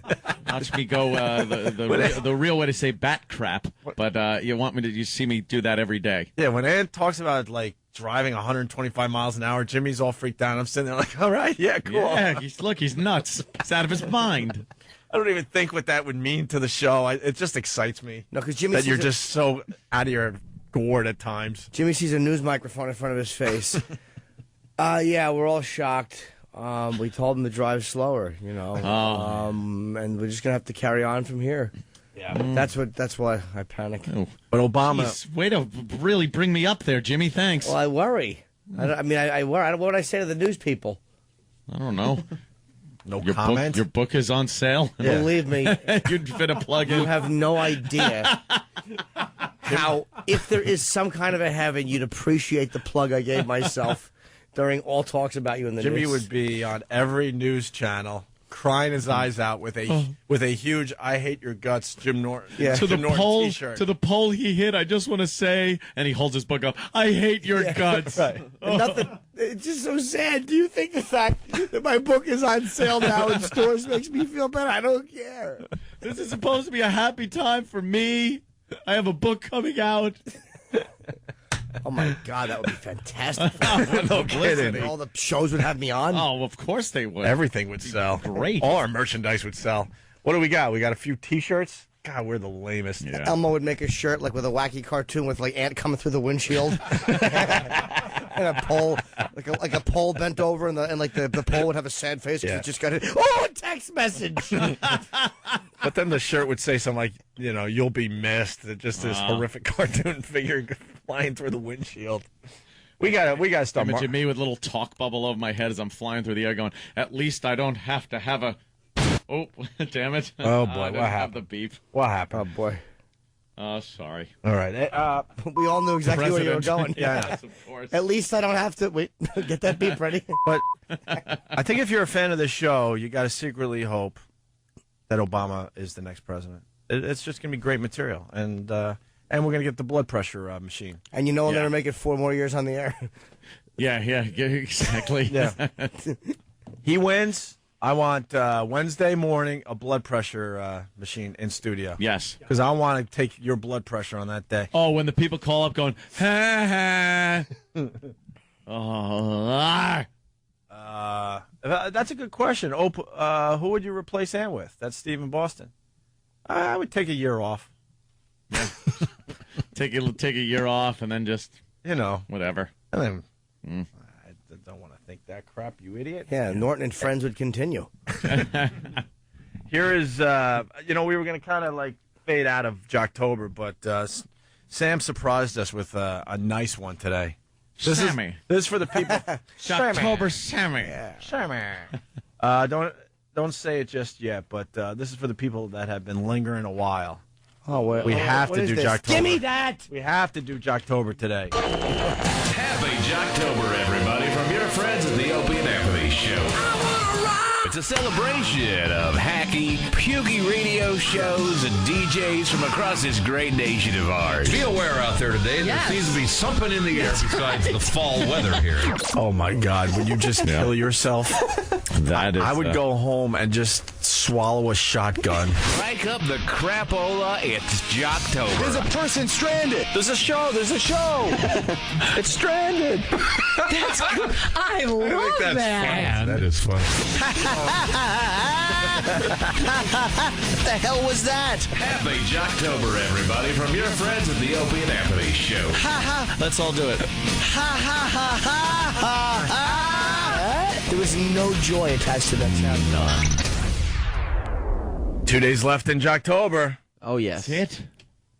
It's a hell of a way for you to leave the show, man. This is amazing. This great Jocktober bit, and then you say goodbye to everybody tomorrow. The grand finale. Yeah, this is just, it's perfect for you. Let's not spoil anything. Well, today's Jocktober feature. Yeah. John and Jeff, everyone. All John right. and Jeff. Look at us. Two guys. Yes, they are. Allegedly. They are two guys. Barely. Barely two guys. They're two guys. Well, what's the history on John and Jeff? When we first came back to regular radio, we had to follow John and Jeff. They were doing the overnights. Here on K-Rock, yeah. And boy, did they get rid of them. Yeah. It was called K-Rump. You know something? I couldn't remember who these guys were. I swear. I'm like, John and Jeff, I know that. But yes, remember, we couldn't even deal with, like, going into the bathroom to use the bathroom because their broadcast would be piped into the speakers in there. As we were getting ready for our show. It would bind you up instantly. You'd pucker so much that you couldn't go. See, for me, it was just the opposite. I couldn't hold it. I would hear their voices, and my body would relax like I was on Demerol, and I'd fill my shoes. It's like the brown note. Safe to say, this is horrendous radio. It is god-awful. Well, it's not that bad. All right, Sam. John and Jeff. Want to just play the first clip? And Please, then let's get a little taste. All right, well, John and Jeff are two guys who... Yeah, for those who don't remember John and Jeff, luckily they describe themselves. Yeah. In their promos. Due to the mature and graphic subject matter, viewer discretion is advised. The John and Jeff Show. The John and Jeff Show. We're two guys who think if you lie about a crime, you gotta do the time. We're two guys who think vegetarians should just mind their own business. We're two guys who think the divorce rate would be 80% if a man didn't lose half. We're two guys who think anyone caught driving without car insurance should have their vehicle impounded. The John and Jeff The Show. John and Jeff Show. But that's not. It's not funny stuff. It's not interesting. It's real stuff. It's just they're just blurting things out. But they're dangerous, though. At least they're taking a stance. Wow. Exactly. They are really, like, on the edge there. Controversial stuff right there that they were blurting out. They're letting you know if you're going to call their show and be like, hey, I'm just driving and I don't have car insurance, it's not going to fly. Hey, we think your car should be confiscated. Yeah. Why wouldn't you pump up that concept with some humor? Like, we're two guys that think vegetarians should mind their own business. Well, they're right. Their own beeswax. You could come up with a million things that you'd like to do with vegetarians. The thing is, though, you could come up with a million funnier things, but you could probably come up with nothing unfunnier. So they've hit the zenith in one direction. It's amazing. You could pump that crap up easy. It's easy stuff. But it's miraculous how they have found the unfunniest things, and they've listed them all in a row. Yeah. We're two guys. We're two guys who believe that if you put a left shoe on a left foot and a right one on a right foot, you should be walking comfortably. God almighty, these guys are nuts. They're out there. Wow. And let's not forget that one of these guys likes to go to Thailand. Yeah. God, we did hours on that. Thailand. We did hours on that. There's only one reason to go to Thailand. Well, on the website, the one guy, I don't even know who it is. That's John. Oh, I can make, all right, this guy who's John. Okay. John. There's a lot of pictures of him with young girls. Very young girls Yeah. from Thailand. That does make me like them a little more, though. They're 18. They don't look like kids. They're just, like teenage chicks. Yeah, but when I see the pictures like this, I feel sorry for the dude because I'm like, look, a guy that can't get a real broad. Dude, look at the one all the way to the left. Come on. She looks like 14. Tops. Yeah. Uncle Paul. Well, let's move on. John and Jeff are two guys who do other stuff, too. Yeah, they don't just do those things. Yeah. But there are lots of things that they believe in and support. We're two guys that believe if your friend has a tent in his pants, you should relieve it. Yuck. All right, here we go. John and Jeff are two guys who do other stuff, too. The John and Jeff Show. We're two guys who think there should be no suicide watch in jail. We're two guys who think women's lip implant surgery should be declared a federal disaster area. We're two guys who think health care for illegal immigrants should be billed to their country. We're two guys who think there should be a telethon to find a cure for male baldness. The John and Jeff Show. They don't have one person around them that tells them that this stinks? How about we're two guys that should disagree once in a while to make it interesting? They're two guys that just agree on everything. Yeah, we're two guys who. Ugh. Oh, come on, look at that picture. How old is that girl? And that's in a bar in Thailand, man. Because you see all the same looking. I mean, how old was that girl? Bang, bang. Can I just say that the caption, I just caught this, it really kind of stands out to me. Yeah. It says, John parties all night with, and then in quotations, it says, the ladies. Oh, is she a lady boy? I don't know. She trans? The ladies. It potentially could be, but I find those quotes to be highly suggestive. Yes. Yeah. Ooh, in the lovely city of It's great. Phuket. Right after they right after they took that picture, she was able to pop balloons with pins shot out of a straw. I've seen that show. Without using her hands, Yeah, people. of course. Just to bring it on home for everybody. Yeah. We're two guys who believe that cleverly put quote marks means you can tell the truth without lying.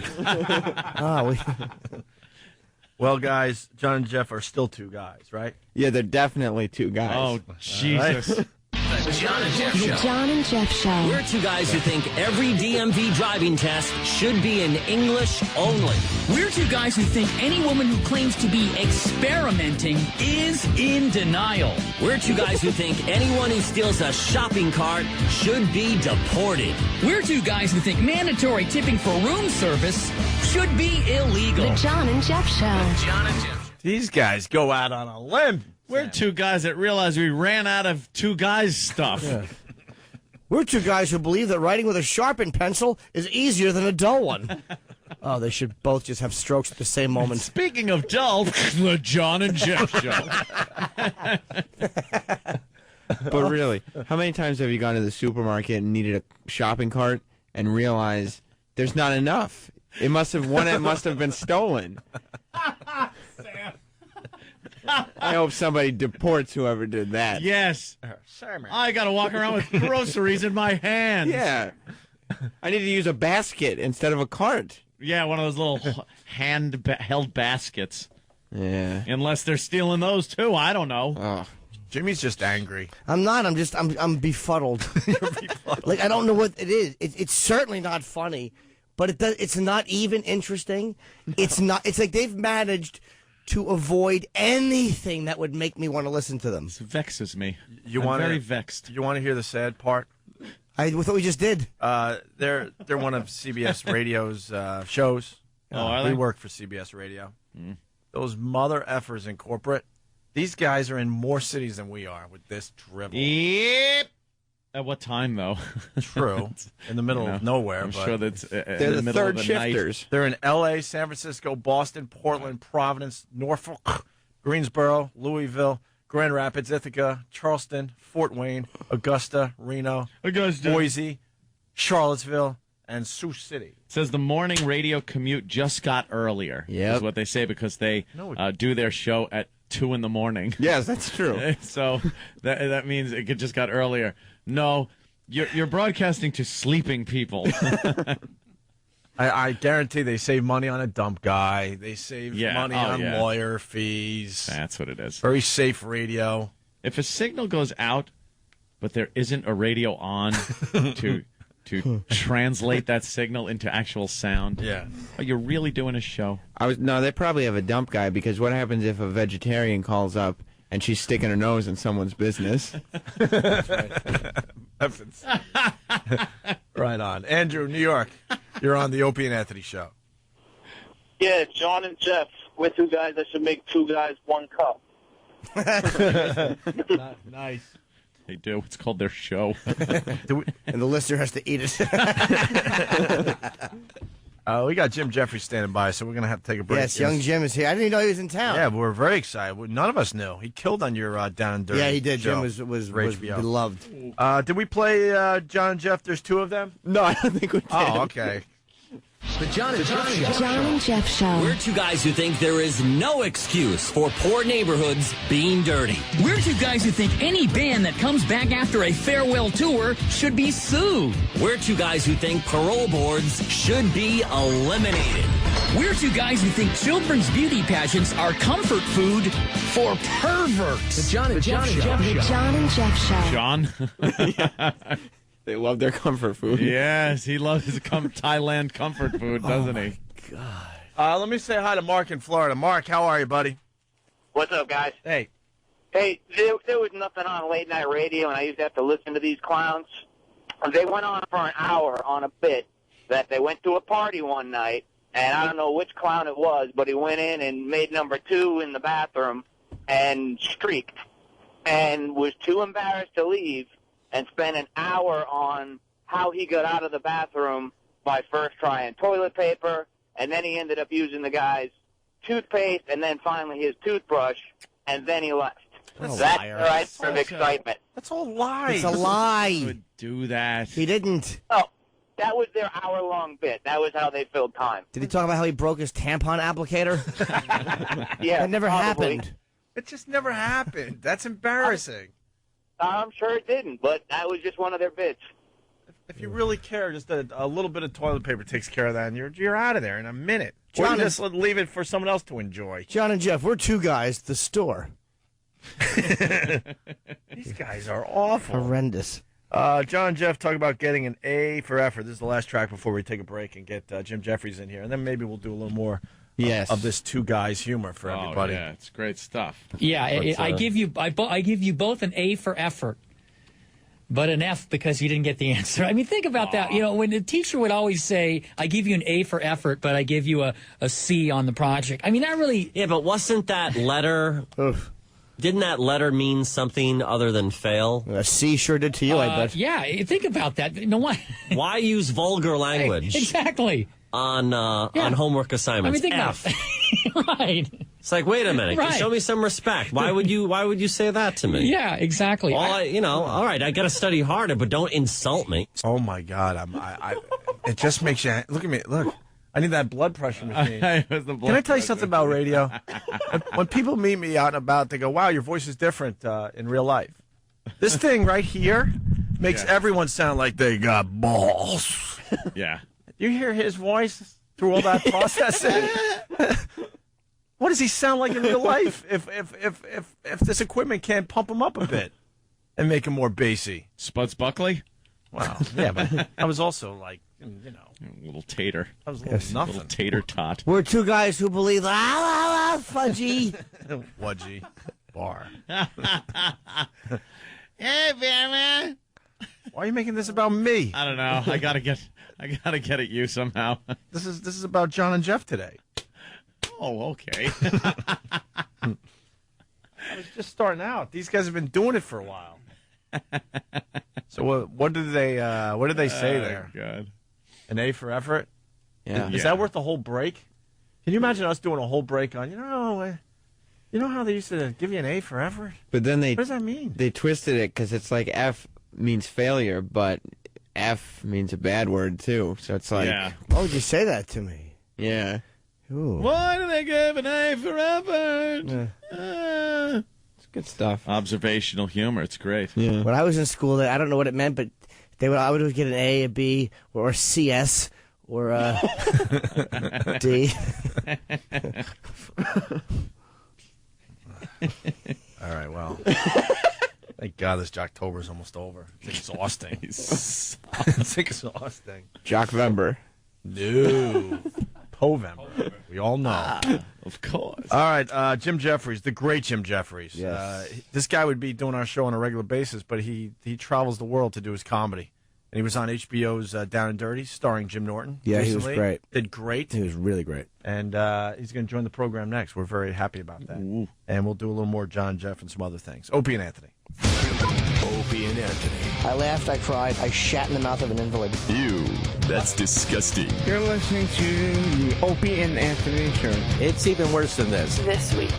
Remember when that fucking douchebag Gene Simmons was here that day? And he was over at Channel 11 before? Mm-hmm. He was giving Jill all kinds of fucking shit. Like trying to pick up on her and everything. And then he made like he didn't really know anything was going on. And then he goes, oh, maybe I'll just go and fuck your girlfriend. He went over there and actually made a harassing problem over there where her boss had to come up to Jill and ask if there was a problem. Because Gene, like, pinned her against a wall. Wow. And was being really, like, physical and very, very nasty. And I was like, what the fuck? Gene, sit that fucking cocksucker. And then it's like, yeah, well, what I'll be doing tonight. And he goes, yeah, well, I'll be fucking your girlfriend. Wait, Anthony, was it before or after he was here? It was minutes before he was sitting there. Did he know it was your chick when he was pinning her? Yes! Oh, okay. Of course he did. How do you know? He knew.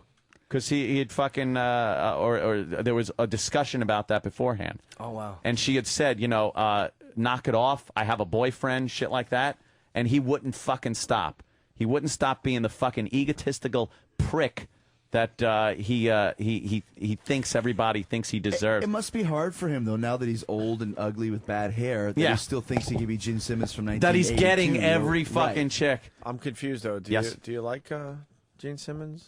No, Gene Simmons is a fucking cunt. Wow. That's what my official stance on Gene Simmons is now. Jimmy's Gene Simmons over is there. a cunt. Jimmy's no, crying. the guy fucking Jimmy's knew, crying. and he was bullshitting and trying to play me like a fucking sap as I sat here not knowing what happened yet. I knew right afterwards what happened, but I had no idea what happened. He knew, and he's fucking like trying to play me off as the dim-witted fucking ignorant asshole that doesn't know what's going on. Fuck you, you old cocksucker. Fuck you. Your porno looked like shit, too. You don't know how to fuck, if you ever did. If you ever did, you don't know how to fuck anymore. Get any girl that you fucked, I'll fuck her, and they'll go, that's a fucking. The thing I got from Gene Simmons wasn't a fucking. What was wrong with his technique? What? What was wrong with his technique? He's got no stamina. He's got nothing. He's fucking just a load, fucking blobbing back and forth. Make some moves. Twist some shit around. Make the girl happy, you dumb fuck. Put your face down there, cocksucker. Go franchise your shit little makeup band out and make a few more bucks. Wow. Drop dead rich. Good. Good for you. Look at Gene fucking in his porno. Yeah, lift the gut up. There you go. Now your dick can fit in. Look at his slow motion fucking. Oh, God. It's like the old mangy lion plowing the fucking lioness on the Serengeti. You know that old mangy lion? It's his last year as top of the pride. Wow, you've been holding this in for a while. Fuck Gene Simmons. Touch a raw nerve here. You're listening. Get your hog away from me. To Opie and Anthony. This is retarded. Let's go hold hands and pee. The virus. XM202. Sirius 197. Every big game can now be heard on your XM radio. MLB. It's got a chance. NHL. College football. Touchdown, Texas. And now the NBA is on XM. Kobe hangs a shot up right way. Good. And if you signed up for the Best of Sirius package, you'll also hear NASCAR, Formula One, English Premier League Soccer, and the NFL. Manning the throw. Look at post. Throwing for first. And the end zone touchdown. It's the entire world of sports available now on your XM radio.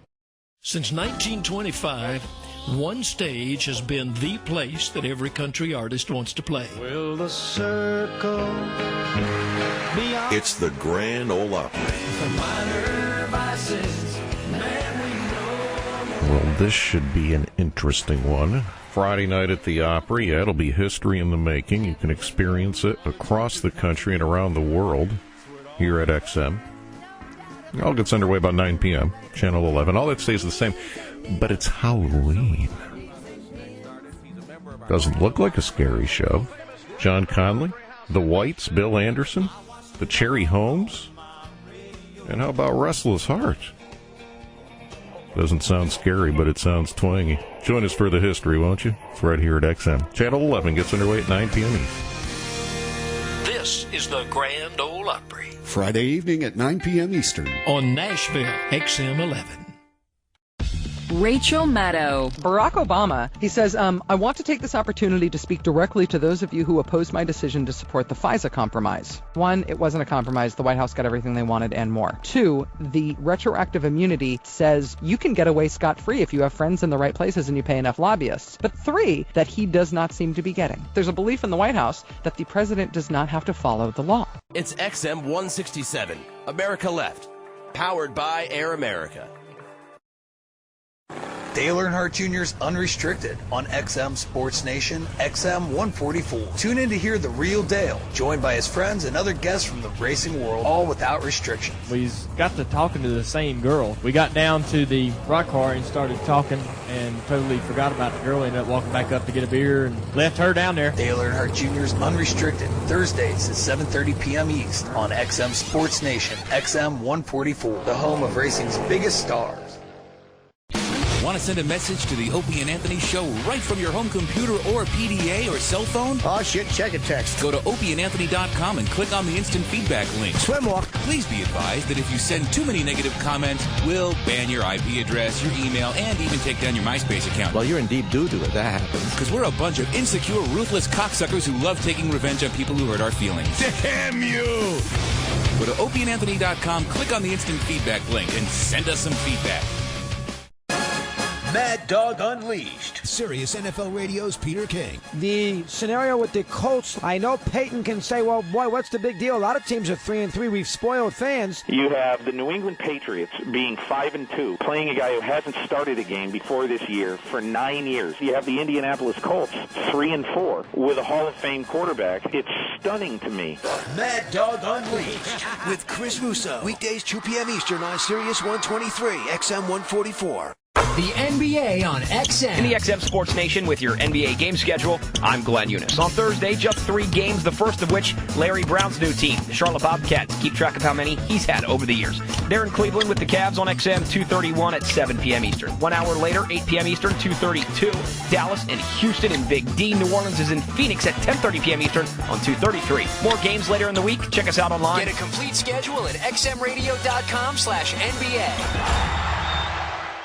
You know when something happens to you and you just fall to your knees and you just go, thank you, Jesus, God. Like if you found like $100 bill on the ground and you're like, ah. I like how you had this great big setup and then your example stunk. Hey, everybody, what's up? This is Joe DeRosa from Uninformed. Guess what? Me and Bill Burr, that is, are going on the road live touring. The Uninformed Tour. Come check it out. Now, we're sitting there obviously making fun of, like, hitting women. That's obviously a joke. We don't advocate it. Well, dude, we get people calling up the show saying outrageous shit. Joe, you know, if our audience is a bunch of psychos, that's where we have to start with. November 6th through the 8th, we'll be at the Improv in Washington, D.C. Call 202-296-7008 for details. The show is called Uninformed. This is my opinion that I made up 10 minutes before we went on the air. Oh, man. Call the Opie and Anthony Show. 866-WOW-1-WOW. 866-WOW-1-WOW. 866-WOW-1-WOW. Cell phone and PDA users, send your message to feedback at opieandanthony.com. Call the Opie and Anthony Show. You're listening to the Opie and Anthony Show. One long act of auditory rape. Hey, this is very cool. We had no idea you were coming in today. Oh, that's sweet. Jim Jeffries in studio playing. We had no idea. I'm serious. And usually we do. Right. I didn't know you were playing Caroline's this weekend, right? Yeah, I'm at Caroline's this week. Yeah. Not all shows, though. What shows are you there? I'm doing the late show tonight, and then I'm not doing anything for Halloween, and then I'm doing the Saturday, Sunday. I don't know what they're doing at Halloween. This will be my first Halloween in New York. I'm very excited. I haven't got a party to go to yet, so if anyone's got anything that's got a lot of girls that are we got a party going on Friday night. No. He should go down to. There's a great party that goes on down in the Village. It's fantastic. Yeah, this is the place to be every year. Is it? Oh, yeah. A guy like you, it's perfect. I haven't got an outfit. I want to go as foreign guy. Foreign guy would be perfect Foreign down there. guy's the best guy because you love that. meet girls and you go, oh, I don't know about the costumes. You meant to wear a costume. You act stupid.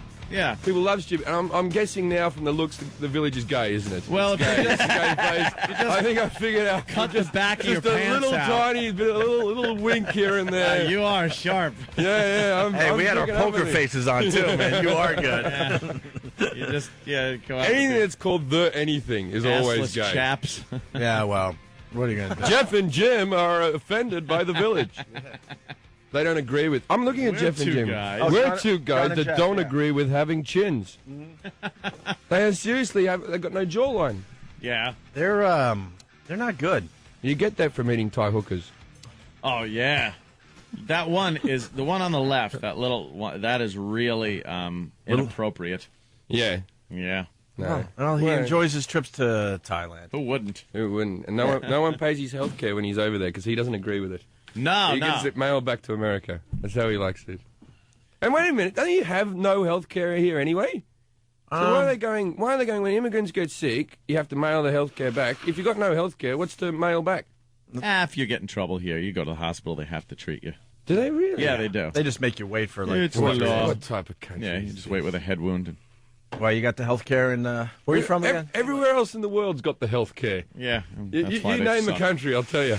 Oh, we're still fighting against it. Oh, no, we can't have this. No, it's the best thing in the world. It costs too much money when you're the defender of the world to take care of everybody. That's just the way it is in this country. We're like the head muckety-muck. If it wasn't for the United States, all the countries with health care wouldn't need it because some totalitarian government would storm in and kill everybody anyway. Oh, I love the health care, mate. Sometimes I trip over, hurt myself just so I can get a fast lift home.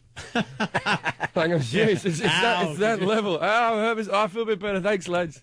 You know, no one says anything about it. I go because Jeffries is actually my middle name. I have a different surname. I changed to Jim Jeffries when I got into comedy. I go in there and just call myself Jim Jeffries when I go into hospital. No one questions it. No one asks for any ID. Really? Oh, yeah, come back with a positive AIDS test and off I go.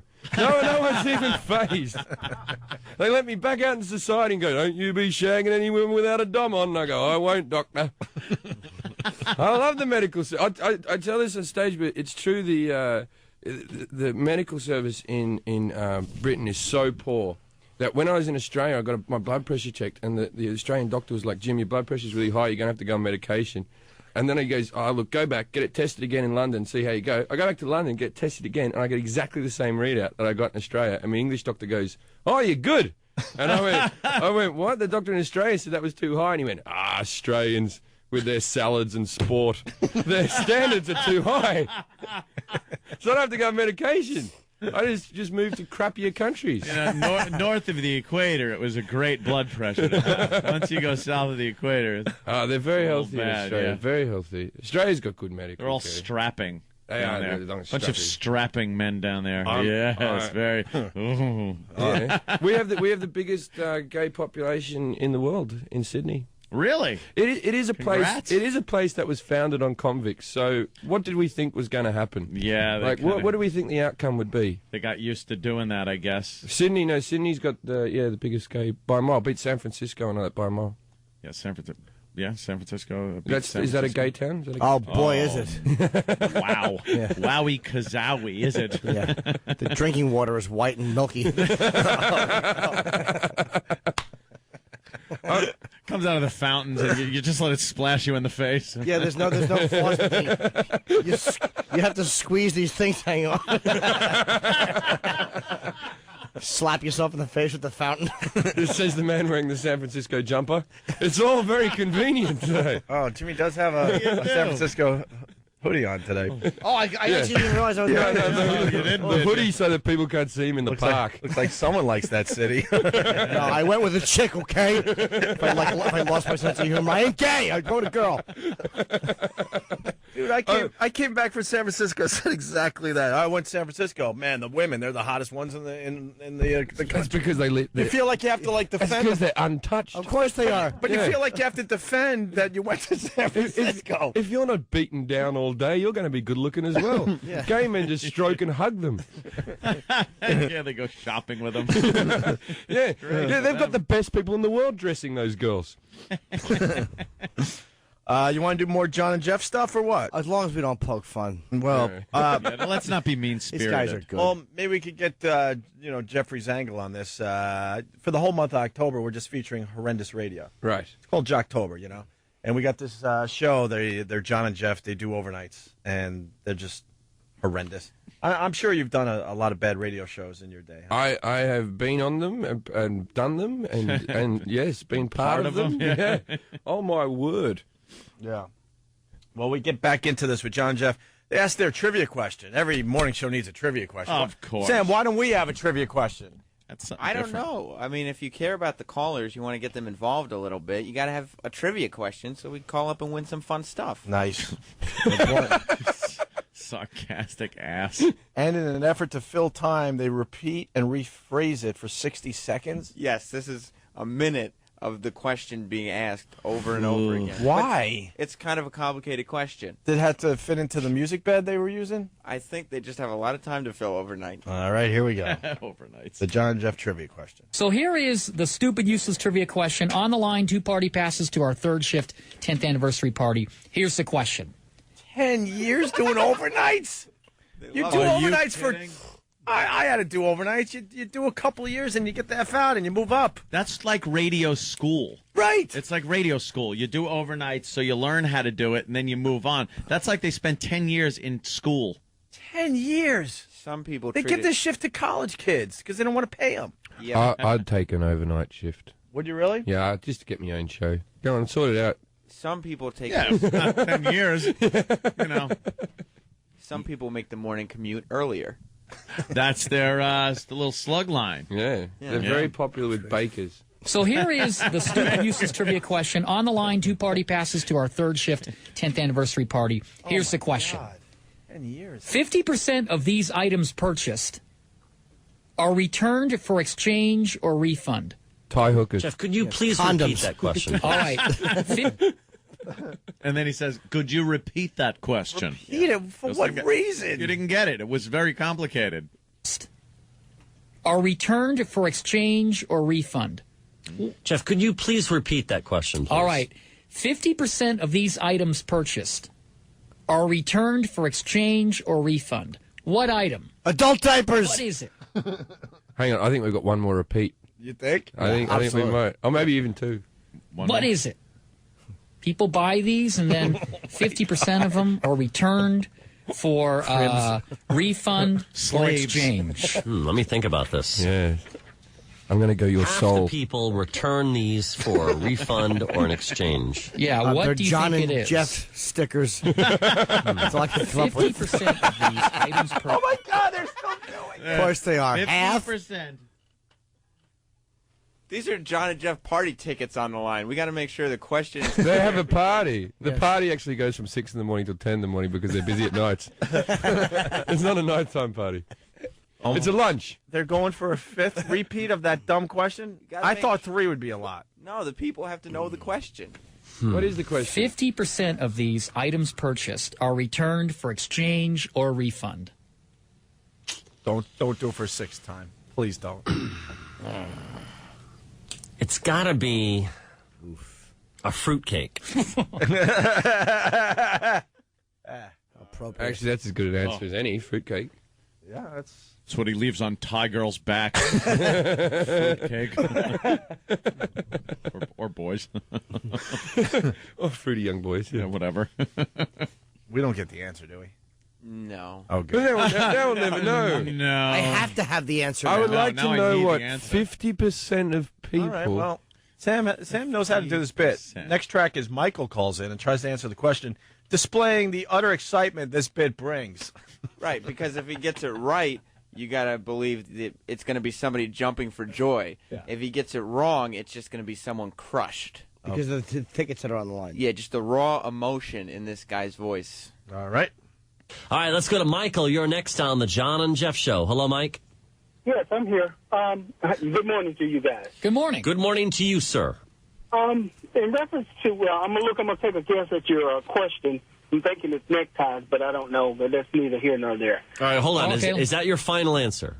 That's the only answer. So you think 50% of neckties are returned for exchange or refund? I just made a wild guess. Okay, wild guess. Let's see if that wild guess pays off. That is not the answer I had.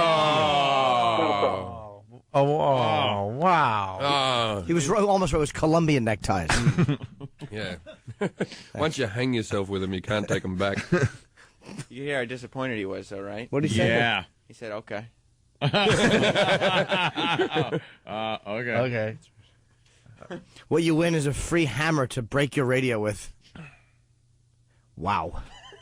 No. It was a serious statement. No. More funny. Oh, wait. You thought... Booty, boo, boo. Wait, you thought that was a joke? No. Factual. Actual Yeah. prize. This is going great. Ooh, the funniest joke of them all. That wasn't a soundbite. That was me, in case you people at home. Jim Jeffries does a great homer, man. Well, Sam, I mean, you had to give us more audio on the trivia question, huh? Yeah, it's a big Daniel? staple bit. Daniel tries to answer the question, which leads to some very funny situational jokes. Right. You know how sometimes, like, a humorist will take a situation and make it funny? Yeah. That's what these guys do. All That's right. how they roll. Go to Daniel. You're next on the John and Jeff Show. Hello. Hey, guys. What's going on? You're going on the radio. All right. I think I have an answer for the stupid, useless trivia. What is it? Mattresses. Mattresses. Now, how long can you wait until you return the mattress? Can you wait? Are they mad because he got the answer right? No. Oh, okay. What that is, that's the comedic wheels turning in their head. Yeah, that is shifting a gear, isn't it? Let me think now. There's comedy gold here somewhere, and I'm going to mine for it. People have sex on mattresses, I believe. Yeah, that happens. And sex is funny. They sleep on them. They do, where's something? Let me just craft this joke on the spot. Don't tell me they do the mattress tag joke. I will strangle you. Don't tell me that's where they're going to go with this. Don't tell him, just let it find out. You know, where you're not supposed to rip the tag off. Under There's an old penalty of staple. law. Morning shows like to joke about that. Well, this is an They like to overnight show how edgy they are. This is an overnight show, for the record, not a morning show. Yes. You're not going to answer me? Morning. No, I don't want wanna to get starts strangled. earlier. All right. Yes. Well, let's see where they go with the mattress thing. Can you wait until you return the mattress? Can you wait 5 years and say, I don't like it? Or is there a deadline on a mattress? Like think about, I don't know, maybe it's a 90-day money-back guarantee. If you're not fully satisfied, you can bring it back. But imagine if you sleep on a mattress for 90 days and say, 89 days. You know what? I don't want this. You bring it back. So and go to the next store. You've used the mattress for 90 days. You get a refund. You just swap mattresses out every 90 days. You go to a store once a year, and you find 4 stores, and you do that. Wait. That would be the biggest pain in the ass. You know how... Who wants a new mattress every 90 days? Right. You just got used to the old one. The last thing I want is a new mattress. Jim, I'm so with Let you. alone finding 4 stores and doing it. Most people don't buy a new mattress because it's a major hassle. Yeah. To get the old one out of your stupid I'll have room. a spring going through my spine before I will venture down to the mattress store. You got to call up your buddies. They got to figure out how to get the mattress, down 5, Yeah, but you could flights sleep of in stairs. Or you have it delivered, and you have to now wait between the hours of 10 a.m. and 5 p.m. for the delivery to show up. But it's just a pain in the ass. And also, if you exchange them, there's going to be slight altercations in price, and that's going to cause confusion. Right. None of this makes any sense. This isn't convenient or good. Why would that you be do funny? this? There's nothing fun about that. Sometimes when you get the dead hooker smell, you got to remove your mattress. Yeah. When a young Thailand boy is found dead on your bed, you got to get rid of that thing every 90 days. Every 90 days. What? No, not 90 days, every 89 days. Right. He said 89 days. Which the problem is, there's going to be a few days left over there that you don't. Well, you get 4 mattresses a year, though. That's terrific. Yeah. Because you No, really you get more than 4. Because you really wear out a mattress after 89 days, too. Kevin huh? from Connecticut saying, and leave the last S off for sodomy. Why are there 4 knee prints really close to each other? 2 and 2 directly behind us. But they'd never have to pay for the mattress. John and Jeff think No. you shouldn't have a mattress for more than 90 days. Well, Sam just put it all in perspective. What? Yeah, because you'd never have to pay for the mattress. Right. Wouldn't you? It's still a major hassle. I thought you paid for it, didn't like it, then you exchange it for another one. And when you exchange something, you still have to. They don't give you the money back and another product. So what is he talking about? Because you go to a different store, you got to get your money back for that mattress and use that mattress money for a new mattress, and the cycle of it all. But it's still your money originally. Can you imagine? Yeah, but the money's already out there, always out there in the universe. You're getting a new mattress for the same money. There would be a time when you're in the car driving between stores where you'd be cashed up again, and those would be good times, wouldn't they? Those would be good times. Those are the good times. But if you did this for several years, you'd never have to buy a second mattress. Right. Imagine driving on a highway with a mattress on the top of your car every 3 months. Then there goes Jeff again. Right. There he goes. No one's on to his scam. Trying to bring back a pillow with teeth prints in it. All right, the mattress humor's got to stop here, right? How do we wrap up the John Jeff Jocktober bit there, Sam? No, we keep going with the mattress stuff. Oh, they must say more about the mattress, Opie. Play us the rest of the mattress. Please. All right. There might be other pearls in there. There's 2 more tracks about the mattress. I had to edit it, so we did take some stuff Enough out. about the mattress. Is it still illegal to tear that tag off your mattress? There you because go. are the federal? There you go. There it is. Who knows radio? I don't know that joke. What is that joke? It's There's a tag. There you it's go. like a tag that says that the mattress is not been Pampered. like dirty or used or it's like one of those sanitary. It's a sanitary tag. Like the it says that sashes it's you get on sanitary. toilets. Yeah. And it's got like what's on it, what's in the mattress, what it's made of, kind of a thing. And pillows have them on there too. And it says this tag only to be removed by consumer under penalty of law. But people have taken it to like comedians, old hack comedians back in mostly old morning days, shows and morning shows have taken it like literally, like if you remove the tag, the pillow or mattress police are going to come in and perhaps arrest you because it does say under penalty of law. But I do believe they mean that if the if the store where they're selling these mattresses takes the tag off to do any kind of shenanigans with the consumer, that there's some kind of law that they could be fined for it or something. No one's going to mattress jail. No. That's all I'm saying. It's a way of showing that you're an edgy human being. Yeah. Oh, you're crazy. You're crazy. I don't follow the rules. Would you cut the tag off a mattress or something? What are you, insane? What are you in for? Look at this guy. All right, can I hear the rest of their joke? One step ahead of the law. They got to tell it more. They got to tell it awesomely. Oh yeah, it's gonna be great. Because I feel like Anthony's timing was all out there. I don't feel. You didn't do it justice. It's such good material. It's terrible. I know. Now we're gonna get the funny. All right. I swear I didn't hear this clip, but listen for the outrage. Listen for the oh my God, you're crazy. Probably over the top laughter. Sometimes people take the mattress joke kind of like what Anthony said, but they take it to the next level. Whoa! Well, I wish. We wish we could be John. I wish I could do that. We can only take it so far. These guys know how to really hammer the point home. It's like Anthony's mattress joke on crack. Whoa! Really? Wow, Sam. Yeah. I've never taken crack before. This is good. This will be an experience. All right, here we go. We can only dream that we could be as good as these guys.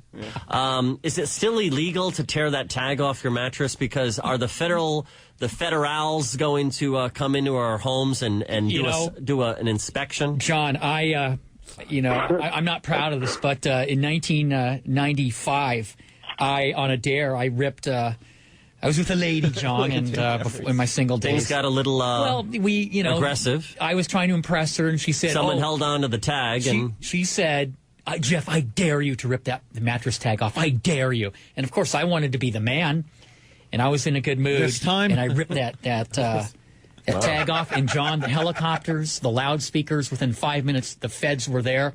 And I was detained for a while. Yeah, what is it about that tag on your mattress that is so precious to the federal government? They showed up, and I was detained and questioned.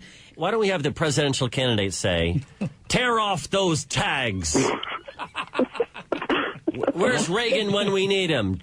All right, look, these guys need to be fired. There was helicopters. They're trying to get fired. No one will fire them. But the bit where he goes, so I was dared to, and I wanted to be a man. Be a man. Yes. Yeah. Show me your vagina. I said, what's that? Because you know the girls all sit around going, I want to date a real man. I want to date a guy who can make a flimsy joke about ripping things off mattresses. Where are all those men in this city? Dude, you know something? That was worse than I even imagined it could be.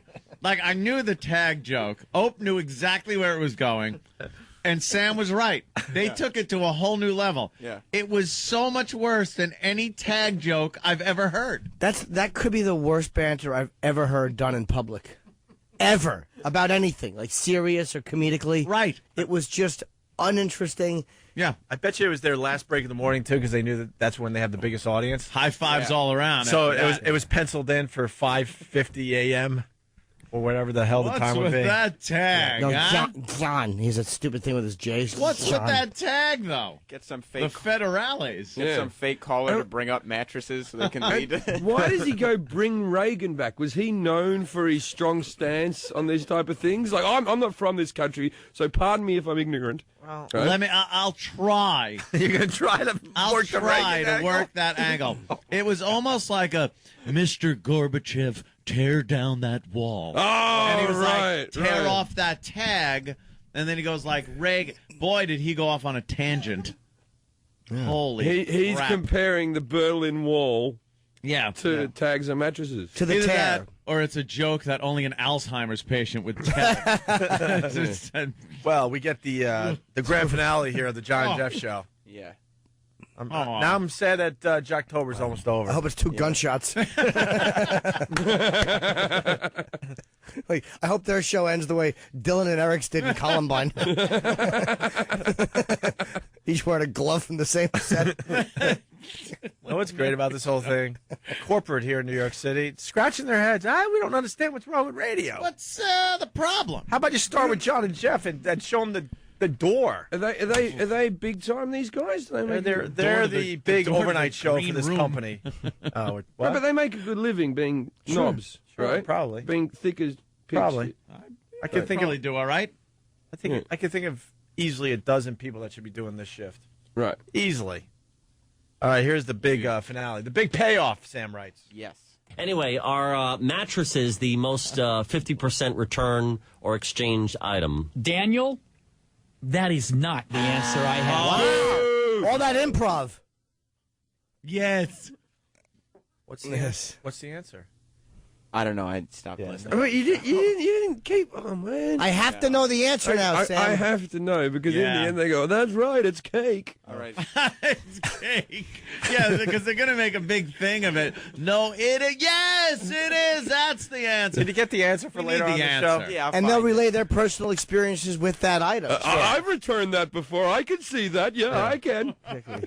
Jeffries, we love messing with the audience because we know a lot of them have that OCD thing and they need to know the answer now. And that's when we go, no, you don't get the answer. It drives them nuts We'll all know day. And it's like a who cares answer, but to them, it's everything. They need to know the answer or they can't There's leave people their house. Googling as we speak. Right. All right, Jim Jeffries is going to be at Caroline's. It's a weird schedule for him because he's wrapped around the Halloween thing. So you're there tonight. Late show tonight. Late show tonight. Nothing on Halloween. You're It's Saturday, Sunday. You really should go see Jim Jeffries. Yeah, he's hilarious. You really should. He was on Jim Norton's Down and Dirty Show on HBO, and he was just amazing. He was great, man. Jim was one of the favorites that people loved him. That's very nice. That's going to lead to some things for you, Jim. Hope so. There was some nice exposure there. And then what, Caroline's Saturday. And Sunday. And Sunday, but And not Sunday. Friday because it's Halloween. But not Friday because it's Halloween. But is Halloween a big deal? Is it Well, something we're that doing a happens? Halloween party if you want to come. I'll come. Times Square, With Hard Rock Cafe. Would there be nice looking girls there? No, not one of our events. Well, No. No. No. You'd be like, who's that group of girls? We'll go, it's one.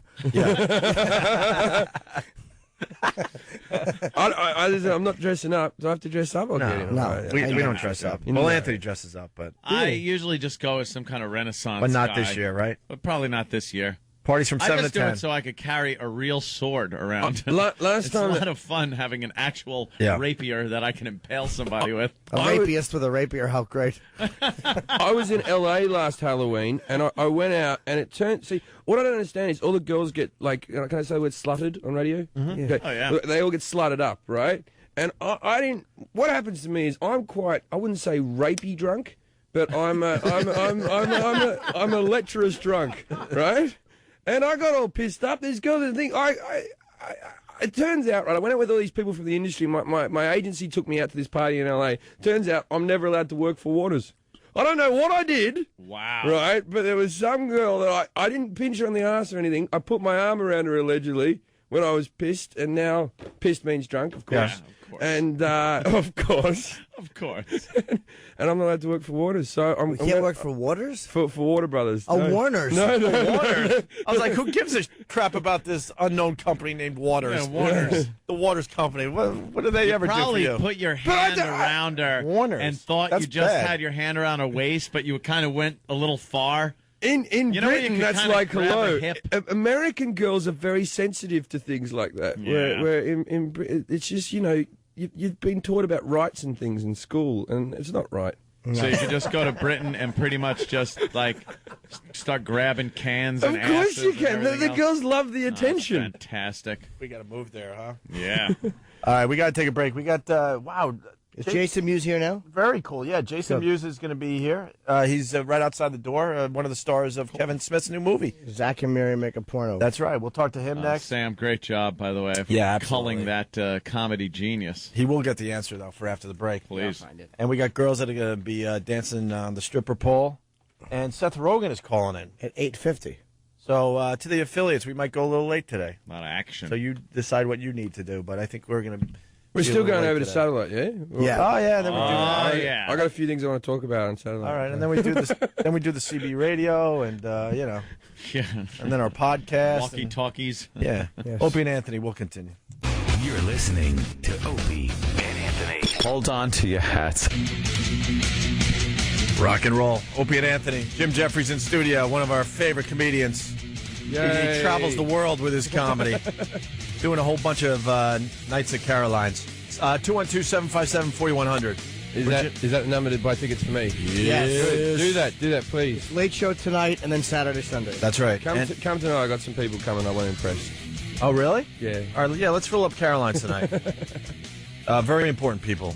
Yeah. Checking it out for maybe some things. Maybe some things. Very important. So that means you're people. really going to try tonight. I'm gonna put some effort in. I'm not gonna get drunk or nothing. All right. Well, I'll get a little bit drunk, but not like stupid. Mm-hmm. Not like You know Jason Mewes? We met the guy. Hello, Jason. What's up, Hello, man? hello. Jason Mewes in studio, of course, one of the stars of Zach and Miri Make a Porno. A movie I saw and I really, really liked. You liked it? I didn't like you nude, though. I wouldn't either. So I closed my eyes at the end for that. I don't know how you do that. Full frontal, right? Ridiculous. Just like not a care in the world, in the world. You came close though in Clerks 2, where you did the tuck.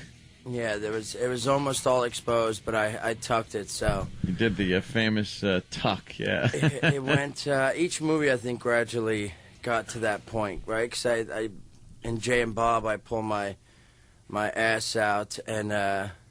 You know what I could say? I could say whatever here, right? Yeah, we'll figure it out. My junk my testicles were hanging from the back in Jay and Bob. So you saw They call that flies eyes in Australia. Well, there you That's what they call it in Australia. Flies eyes. That's when you think you've never heard a new one. Hold on, because they probably dumped out of what Jason Mewes said, and the Jim Jeffries line probably made it, but you're explaining something you did in Jay and Silent Bob. And Jim Jeffries said that they call that flies eyes in Australia. Yeah, flies so eyes. now you can just imagine what Jason Mewes If you're looking at a naked guy from the back, right, and you can see between his legs from the back, what you'll see looks like flies' eyes. It's a pretty accurate one, though, isn't it? It's a good one. Flies eyes. That is a good one. I give that to the American people. That's Flies eyes. Thank you Thank so you. much. I love how we can exchange Now things I know. like this through different countries and cultures. Yes, we give you electricity and you give us flies' eyes. It's Kevin was talking about you doing your full frontal scene, and he says you're one of those guys that just like loves to just be inappropriate and whip it out like hey man, and then when he turns and looks, there it is. Yeah, I do that a lot to him. To my friends, though, I don't really go around doing it. When I was younger, I used to do it in school to the girls. And, Okay, that's yeah, when I was in like 6th grade, I used to like pull it out of my sweats and be like, "Come here, I want to show you something." That In didn't Australia, get- we call that rape. Nice. Come here, I want to show you something can never be not creepy. It's never going to be a good thing when you're. Yeah, it was a little creepy. That's why I didn't have a girlfriend until I was about 19. So that's probably why. Was the reaction ever good? Were they ever like impressed? Like, oh, or was it always horrendous? No, it was always horrendous. And I heard that because I've yet to see the movie. Ope saw it, and I heard Kevin was saying also that you were impressive. You were impressive in that scene where you were. He thought you were prepping right before the scene. Yeah, that you might have prepped a little bit or something. There was no prepping. No? No. I mean, I kept it warm. That was it. Yeah. But that's preparation, isn't it? Keeping it warm. Depending on where you're keeping it warm. If it's maybe, a girl named Kathy or something. No. It was in a warehouse where the stage was, and it was really cold. It was super cold in there. So all I did was keep my hands over it.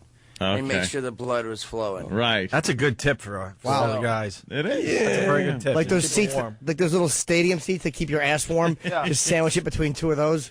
Just put it on it. That's what I did. He thinks I did more. So I think putting your hands on it is preparation enough, though. That's might be because there is. We were talking about this also. There's a point.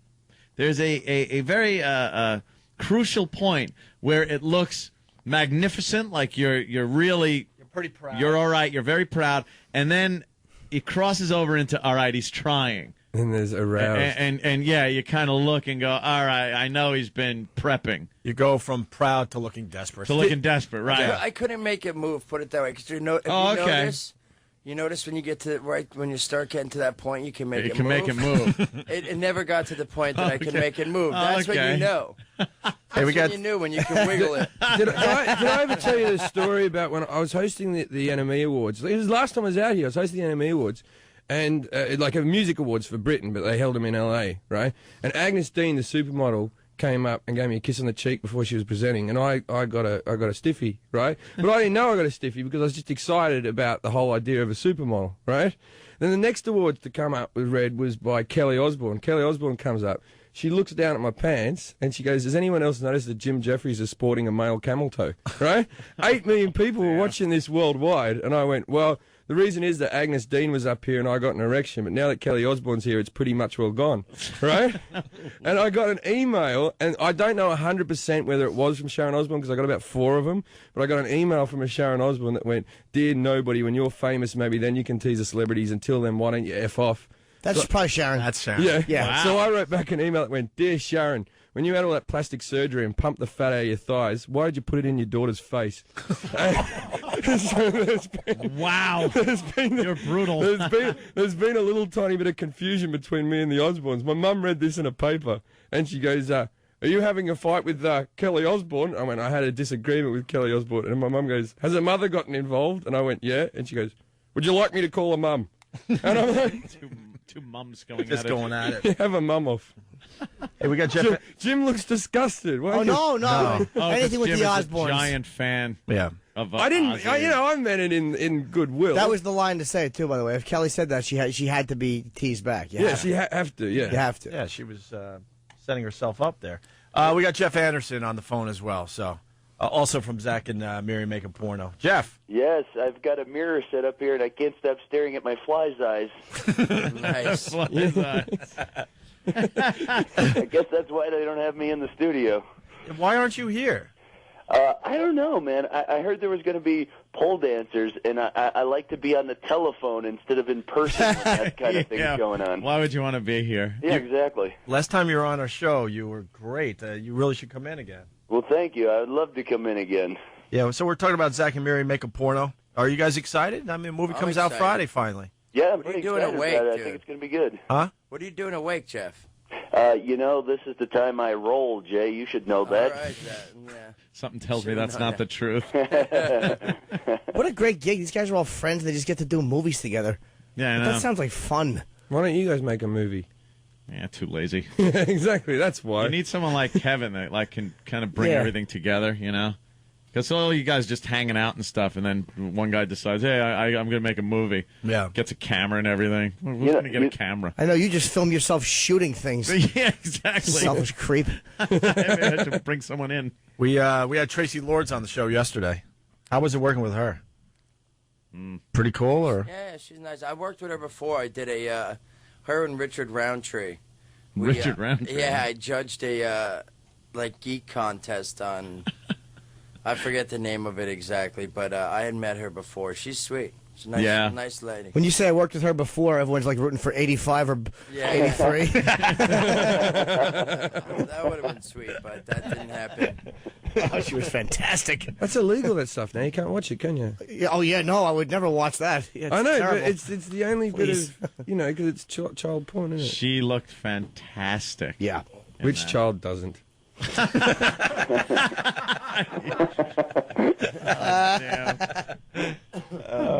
So, hey, man, have you found that, like, a lot of the controversy, we asked this to Kevin, too, around the word porno being taken out, do you think it's going to help or hurt the flick? All right, did I ask that or just think it out loud? I'll let Jeff answer that one. Jeff, what do you think of that, the controversy? I'm glad they stuck it in the title. It leaves it right out there. Everybody now knows what the movie's about. I mean, let's not dance around it. We've all made porno. Come on. No, but I mean, do you think them taking it out's going to hurt it? Because really, it should just be able to, like, the fact that they won't advertise it properly in certain places is really aggravating. What's wrong with the word porno? It's more American, uptight garbage. Yeah. Just more. It's not a swear word. Of course They're not. calling the movie just Zack and Miri. That's it. It's on TV it spots might be and called stuff. Will and Grace then. I know. Yeah. What does that mean? It's like... Yeah. I think it actually works for us. Whenever they try and take away something and hide something, it creates more buzz about it. So I think it's going to backfire in the long run. Yeah, Tipper Gore helped. Aerosmith thanked her. And who do we have here? We had Ludacris, and he said he thanked O'Reilly. I mean, I guess the harder they push back on something, probably it doesn't make people want to go see it more. Life of Brian's still banned in something like 15 countries or something. Oh, because of Christ? Because, you're taking the piss out of Christ, which is everyone's right, isn't it? Who do you play in the film? I haven't seen it. Lester. I play a character, Lester. Which is what? Are you involved in the porn at all? Yes, Oh, yeah, if you're naked, yeah, I guess so. I come and audition for the porn, and I'm one of the porn actors. Jimmy's in the movie, too, by the way. Jimmy got a part in the movie. I said one line. But you're in it. Look at Jimmy. You're in it. What's your one line? Tell us your one line. I don't actually know which one they kept in. Kevin had me... It was something to do with cradling the... Cradling something. Yeah, I think Tracy said this one it was in, but I had to write a bunch of lines down. Kevin said, just write porno lines. And so I read a bunch of them, and I think they kept one in. I'm going to thank Jim in advance for selling a lot of DVDs for us, because I saw your original scene where they cut that audition scene, and you were in it like 4 or 5 times, and every line you did was hysterical. Oh, thank you. When it comes to DVD time, you're going to sell a lot of DVDs for us just to see your scene. Oh, thanks, man. He has the extra stuff in there. Oh, God. I mean, the first time I saw the cut, it was much longer than it was now, and that scene was so funny. Was there an old lady in there, too? Because I remember we shot that right outside of Pittsburgh in some weird theater. There is an old lady in there that is a disaster. Yeah, she was horrible. but it's really funny. Yeah, basically, Jim Norton's part of a montage of people trying out for this porno. Well, and they're all auditioning one after another. Yeah. To better phrase it, Jim Norton's the star of a montage. Sure. That the star of the montage. The star of the montage. I stand corrected, Jimmy. I stand corrected. I don't know. That old lady's going to give you a run. Yeah. Oh, yeah. Dude, when you see her, like, you know she has to be funny. An old lady auditioning for pornography has got to be great. Where did you guys think you'd be 15 years after Clerks and stuff? Did you have any inkling that this would still be going on? You'd all just be getting together and making movies? I had no idea. No, not at all. Like you said, when somebody said it, all you guys just get together and make movies. This is kind of like all of us hanging out anyway. Jay is naked. I mean, the only difference between this movie is we finally have hot chicks around. But I think, if we hadn't been making movies, we'd all be sitting in New Jersey. Jay would be naked. Kevin would be smoking copious cigarettes. I would just be throwing out quips. So, the only difference here is we've got a camera every now and then. Hey, what do you guys think of Kevin discovering pot? I love that. He was on our show for 3 hours or something like that. He really got into it. He's been smoking a lot of pot the last 5 months. Seth, 5 or 6 months. Seth turned him on to a little bit of the weed. Yep. How old are you to find out about pot at this age? He's in his 40s. No, but he had done it before, because I kind of fell into the same thing a little bit, because these effing Canadians are a bunch of stoners. Yeah, Canadians. So you hook up with a Canadian or something, and before you know it, you're smoking pot. And I hadn't smoked weed, and I swear it had to be 20 years. And all of a sudden, I'm just, taking a couple of hits going, this ain't that bad. I remember this being kind of fun and stuff. And then I don't want to do anything. I didn't go to the range. I wasn't like doing anything. I'm like, yeah, I got a pool that I put in, but I don't feel like doing anything in it. I'm just gonna sit here and drink beers and smoke weed and listen to Pink Floyd. And Kevin was saying the same thing. Like, he wasn't doing anything. He just lay in his bed in front of that giant tanning TV he's got. Yeah, and smoke weed. Well, that kind of scares me because I only get to do a movie once every 15 years. And now that I'm getting stoned, I'll probably be 75 before I make my next movie. Yeah, you better sober him up fast, man. And he talked about the weight gain. He's gained about 100 pounds. He's a little bummed out about that, but he's going to go away and, I guess, smoke a lot of pot and lose weight. Yeah, he gets. Yeah, that's going to work. That might be a little tough. The two things there. Isn't it unbelievable? He did discover it in a big way, man. Like, I haven't gotten an email from him in, like, a year that doesn't mention pot smoking in every sentence. It's unbelievable. Have you tried this weed stuff? It's amazing. And it's funny because Kevin, we were talking on, and he's like, well, because I don't really have like a compulsive or addictive personality. It's like, what are you talking about? Of course you do. You can't stop smoking pot. You just described it. Yes, you are compulsive. Yeah. Hey, are you have how's your things going? You're doing all right? Yeah. Cool, man. Yeah, you're still everything's cool. Yeah, everything's cool. Yeah. Yes. Just take it from Jimmy Norton. Well, I love that Kevin rode through all that stuff with Jay. Yeah. And was like Jay's counselor and got Jay through it. And the minute Jay straightens himself out, Kevin's like, you know what? I'm going to give it a shot. Yeah, that's not fair for Jay Well, all whatsoever. the times I was trying to stop you, it looked like fun. Jesus Christ. They're taking shifts. Yeah, he's got that. Someone's got to take care of someone. He was talking about that giant TV he got for free. Yeah. On the wall of his bedroom, which apparently is about 3 feet from his face, and he just lays there and watches this thing. That to me, you know, he keeps saying that it's a giant TV. It's actually only a 13-inch, but he's too stoned to realize. He's 3 inches That's from very it, funny. stoned. He's holding a Verizon phone in his hand with a little screen. Stoned idiot. Hey, Jeff, you do stand-up? I don't do stand-up. Why no, not? sir. You should give it a shot, man. I don't know. I think I'm too lazy. Yeah. Look, I won't even come in for the show. I know. Look at him. He won't get out of bed. Where are you now? I'm at my house. I live just outside of L.A. Oh, you okay? West Coast. All right. Very cool. Yep. Hey, they all left Jersey. Of course. Look at this. There's a scene in Zach and Miri Make a Porno that everyone's going to be talking about come Saturday morning when they see the flick. I just need to know, what was that?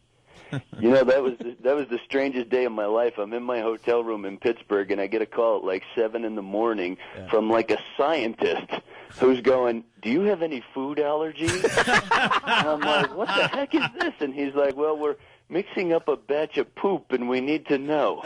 And I'm like, "No, I think I'm good." I think the end result was pudding, cake batter, and a half a can of corn. I didn't know that you wanted to give away the scene, but all right. What? Somebody? Well, I don't know what the scene. All right, I think that's just. I don't know if that gives away much. No, okay, good. It's a one-cup scene, yeah? Sounds disgusing. Oh, that's funny. Sounds delicious. A call from a scientist. I think we figured this out. I don't think he was a scientist. He was a key grip. Right. Wow. Well, they'll be talking about that. That's for sure. Yeah, I gotta see it. It's really good. Like right when it comes out. It's really I good love movie. Kevin's movie. I can't believe I didn't go. I'm such a dope. There was screenings and stuff they were setting up, and I was like, oh no, I'll see it. I wanted to wait till Kevin was coming, and I didn't go. Yeah, that's good. We want your $12. Yeah, I know. I should actually just go to pay to see it and keep the little movie stub. Yeah, I'm just gonna buy the bootleg copy down on the street. Some Ethiopian will be selling them. I think it's out today. With my luck, I'd bring some chick to try to impress her that I'm in the movie, and then she'd look down at her shoe and miss my whole scene. Stupid one-line pony. Shot. One-line pony. I'm the worst. Listen, we should take a quick break. We got Seth Rogen calling in as well to promote the movie. So, Jeff, of course, you can stay on the line if you'd like.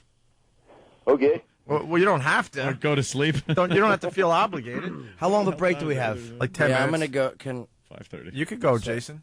You want to smoke? Yeah. Oh, and then come back, or it's up to you. know. If you want to do it. No, look at that. No. Oh, she's shaking her head. Is she mad All at right, us? thank you. No, they got other stuff. Wait, where's he Oh, going? Yeah, I have next? to go do a bunch of stuff. You publicist? Yeah. Okay. All right, so we're gonna lose Jason. We Oh, might. boo. We might lose later. Jeff. You going to stay or what? I'll stay you. All right, Jeff Anderson will See, stay you on the should have phone. been here, Jeff. And then we got Jim Jeffries in studio, so we'll figure it all out after the break, okay? Jason Mewes, it was a pleasher. Thank you, sir. Zach and Miri Make a Porno. Friday. This Friday premieres. Absolutely. Opie Yes. and Anthony. I want to thank Jason Mewes for stopping by. Zach and Miri Make a Porno. Opens Friday wide. Right, Roland? And I guess we lost Jeff Anderson. Did I hang up on him? I don't think I did. Maybe you did. He's a funny mother effer. Yeah, he was great, man. I'd have gone to sleep if I was him. Yeah, it's Out in 10-minute LA, break. It's, Yeah. Yeah, it's a long break. He's out there in L.A., so it's early. And We're going to have Seth Rogen on the phone in a minute Cancel. or so. It's very exciting. Gotcha. Wow, you really That was a good one. Ope's head just turned like. Oh. But then again, stupid Roland just got me. We were watching John Mellencamp. Yeah. Yeah. Ugh. And Is that John Mellencamp? No, no, that's Stevie Van Zandt. Oh, right. I'm about to say, see, John Mellencamp's let himself go. That's Mellencamp over there. It looks like the Norman Rockwell painting. And I was like, he's kind of a douche. And Roland's like, yeah, he was bad-mouthing Ozzy saying he's overrated. I'm like, what? And he's like, I got you. oh, wow. Do you really love Ozzy Osbourne? Love him. Love. So are you offended by what I said about the No. You're a comic. I'll always side with a comic. It had to do with Ozzy. He was offended. She's I'll tell him. Sharon's the new host of Charm School on VH1. What's Charm School? I can imagine what it It's might not worth be. describing, but she Teaching people to be charming? she's this close to doing too much plastic surgery. She's got to stop right now. Oh, she's also the Really? judge on Dancing with the Stars. Yeah. We had her in about a year and a half ago, maybe was 2 nice, years yeah. at this point. She was awesome, and she looked beautiful. But since that point, she's gotten a lot of She plastic is surgery. an She's gotta advertisement stop. for good plastic surgery, though. Good plastic surgery. She's had it If she done well, stops, that woman. You got to stop right now, though, man. She has a sexy vibe to her. I met her a couple times. I don't know her well. I've met her a couple, and there's a weird, just a sexual energy she Wow. has. I'm telling you, like, Nothing I get from her when, like that. when you Nothing. take a photo with her, and she just has this way of touching you, and I see her as arm around You just like her because she knows she tastes like Aussie. I know she That's does. where it comes from, isn't I it? know. She's yes. very motherly. It's America's Got Talent, whatever. Yeah. Just to correct myself, but I get no vibe from her as far as sexy goes or anything like Florentine got it too when he met that. I her. see a very business-like woman that is not sexy. All right, at so what's your biggest guilty pleasure for sexiness? What's the one that you would go... would you, Junior high? No, I'm talking about famous old sort of middle-aged bird that turns you on. Who There is it? ain't one. Yeah, middle-aged bird would be Middle age is Planetaria, whatever that bitch's name is. I did this show... Dakota Fanning. I thought of that, and I'm like, too obvious. I said Hayden Planetary, but I said Planetary. Like Hayden Planetarium. I suck. I did a show called, I think it was Good Morning Cleveland or something with Robin Lovebreast or something, her name was, right? And she goes, now my management, I'm managed by a company called Modus, and the Wayne brothers own the company, right? So I said, she goes, who are you managed by? I said, well, it's the Wayne brothers company, right? And then just before we go on screen, she goes, I'd love a piece of that Damon Wayans. She was like a 50-year-old white woman, right?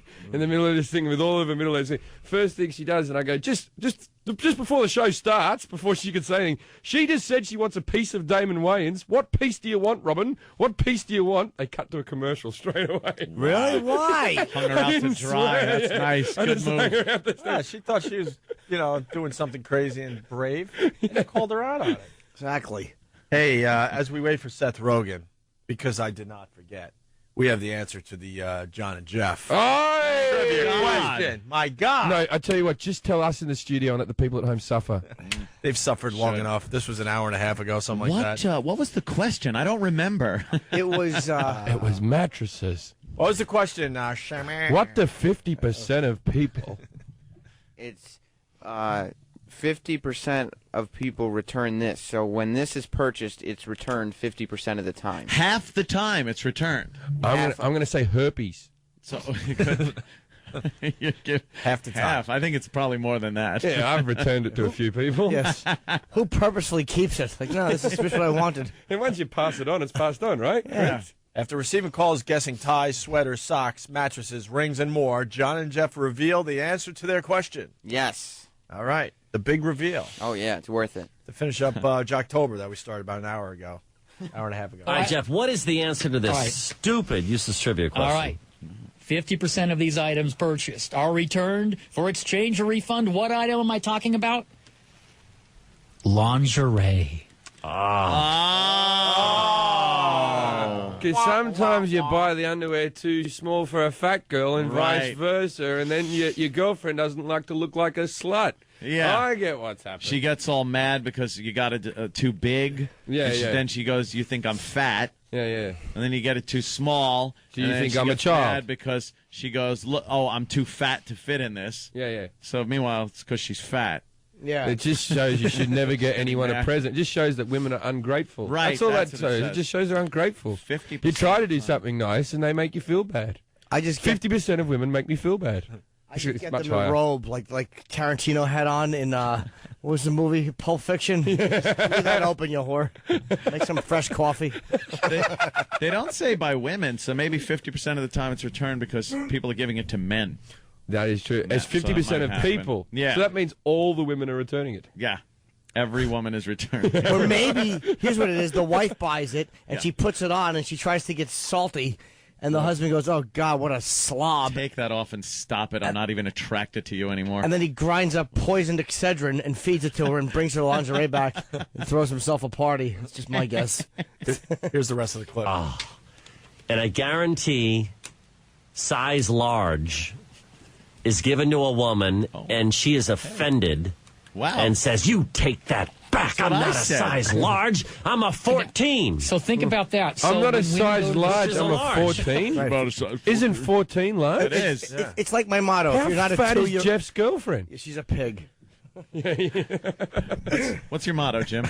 I was going to say. Sorry for cutting you off. No, that's okay. No, I love when that happens. I was going to say that funny. big. It's 14's big.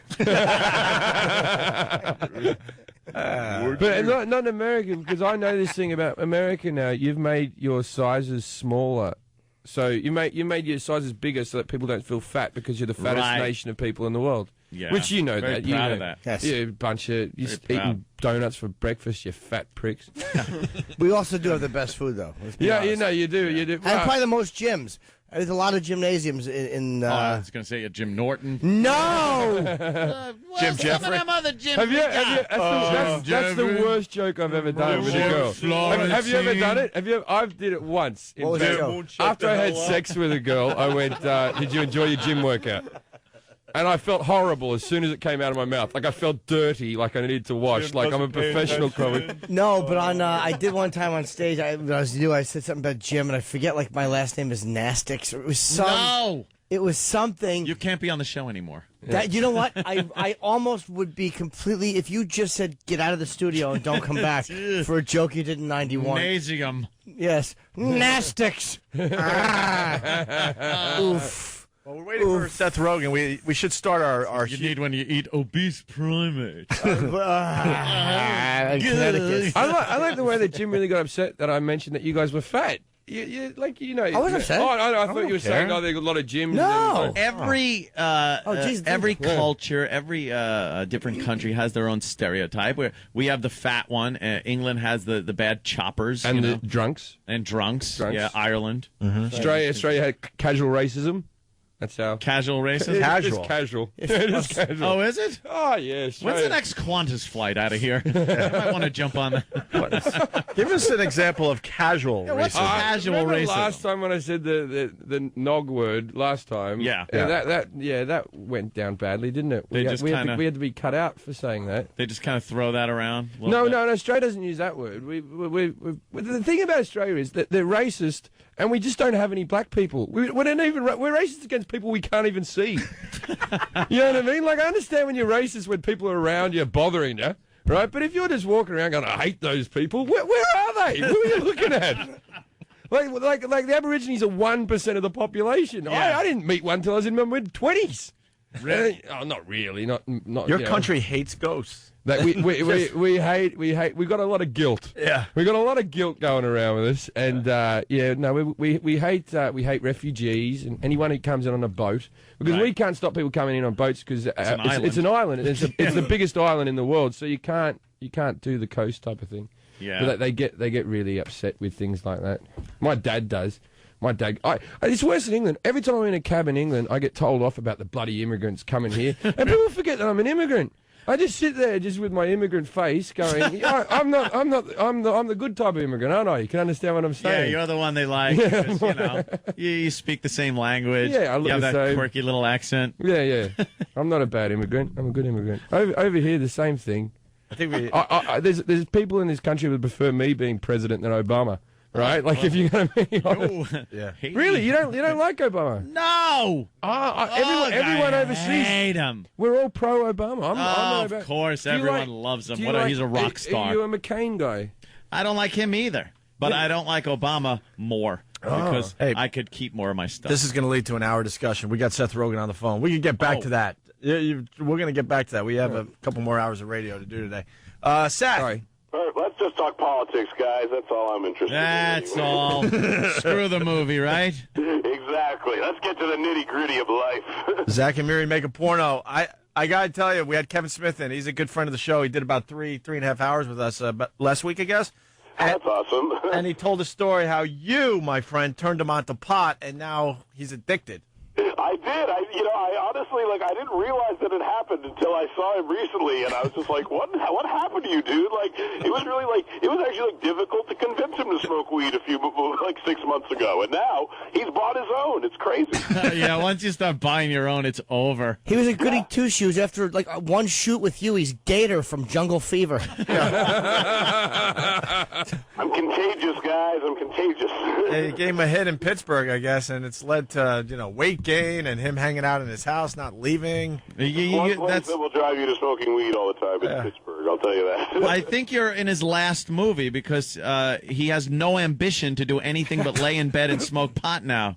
He also owns a 103-inch television, which does not go well with pot. No, 103-inch. A joint and an 103-inch television. That's the coolest thing. It would be to just smoke pot and sit in front of a TV that big. Yeah, no, it feels like you're in The Dark Knight. It's the craziest thing ever. You wait till he hocks it off to buy more pot. When he gets to his bottom. He did say that he was watching the last Die Hard movie, and he's in it. So yeah, he goes, exactly. He's watching himself in it, and he was actual size on the TV. That's how big his TV is. And he's a big guy, so you can imagine. Yeah. He said he actually stood up and stood right next to the TV. Stood next to himself. Next to himself during That'd be a good way to interact with the characters on the screen. Or you know. I had a straight projector. To porno. That's all I'm saying. Straight to porno. I had a projector in my house, and I projected it right onto the screen and got mashed up on pills and decided to have sex with the porno, but it was like a shadow coming in. All right, carry on. The shadow ruins everything. It was like a ninja that had come in out of nowhere as the third You gotta person. just set up a set like Rupert Pupkin in your basement. Exactly. Audience members. And So, I just want to ask Seth one thing. I love Knocked Up, and I've been waiting to talk to you for a while to ask one dumb question. Why didn't what's-her-name take her bra off for the sex scenes? It drove me nuts. I don't know. She's got a good lawyer. I guess that's why. Better lawyer than I have. Yeah, I don't know. She didn't want to show the puppies. It's, she's got a ask her. If I had tits like that, I'd be showing them all over. So they were nice. Yeah, you saw them. Yeah, they were real nice, and she decided to do all the sex scenes with a bra on, which was weird because not many people have sex that way. I think it's selfish, is what it was. Yeah, come on, share. Jesus. I think you should share them with the. I share everything with the world, and she won't share that. I think it's crazy. You ever done a fly's eyes? Huh? You ever done a fly's eyes? Have I ever done what are you saying? Fly's eyes. Fly's eyes. What is that? Apparently it's the tuck, but with only the round things. Oh, yes. But from behind. I call that the mosquito. I don't Mosquito. Oh, it's a different Fly's dialect. eyes. No, I've never heard of that before, but I should. I'm doing it right this second, and it feels good. Yeah. Hey man, on your bio, it's weird. Like you always, when you have a bio on somebody, you always read something really weird. It said you wrote for Ali G's show the second season. Yep. This is a childlike question, but did anybody ever break character when that was being shot? Like any of the cameramen? Because Sasha never broke character. Did anybody break character and laugh and wreck one of the bits?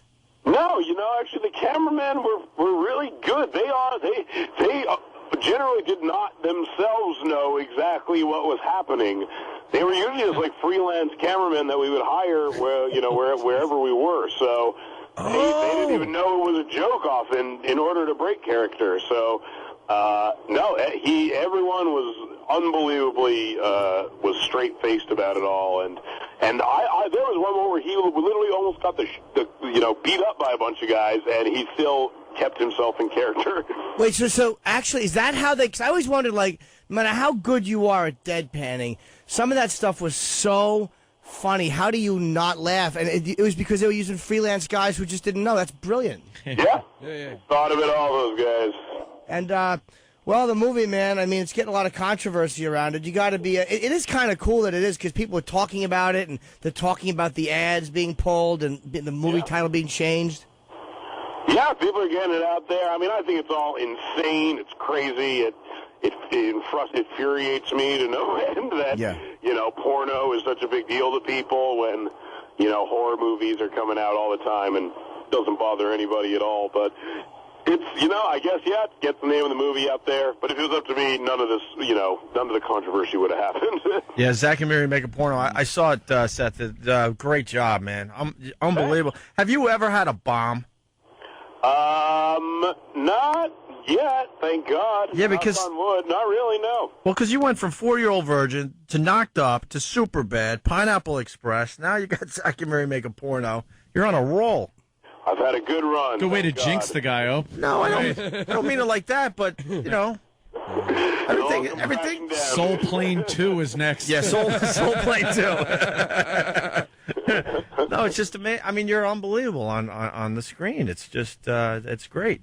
Thank you. I've had a good time. I'm just glad people don't hate me. Hey, are you doing the new Adam Sandler? Are you doing Adam Sandler film? Yeah, right now I'm shooting with Adam. Could you get me an audition?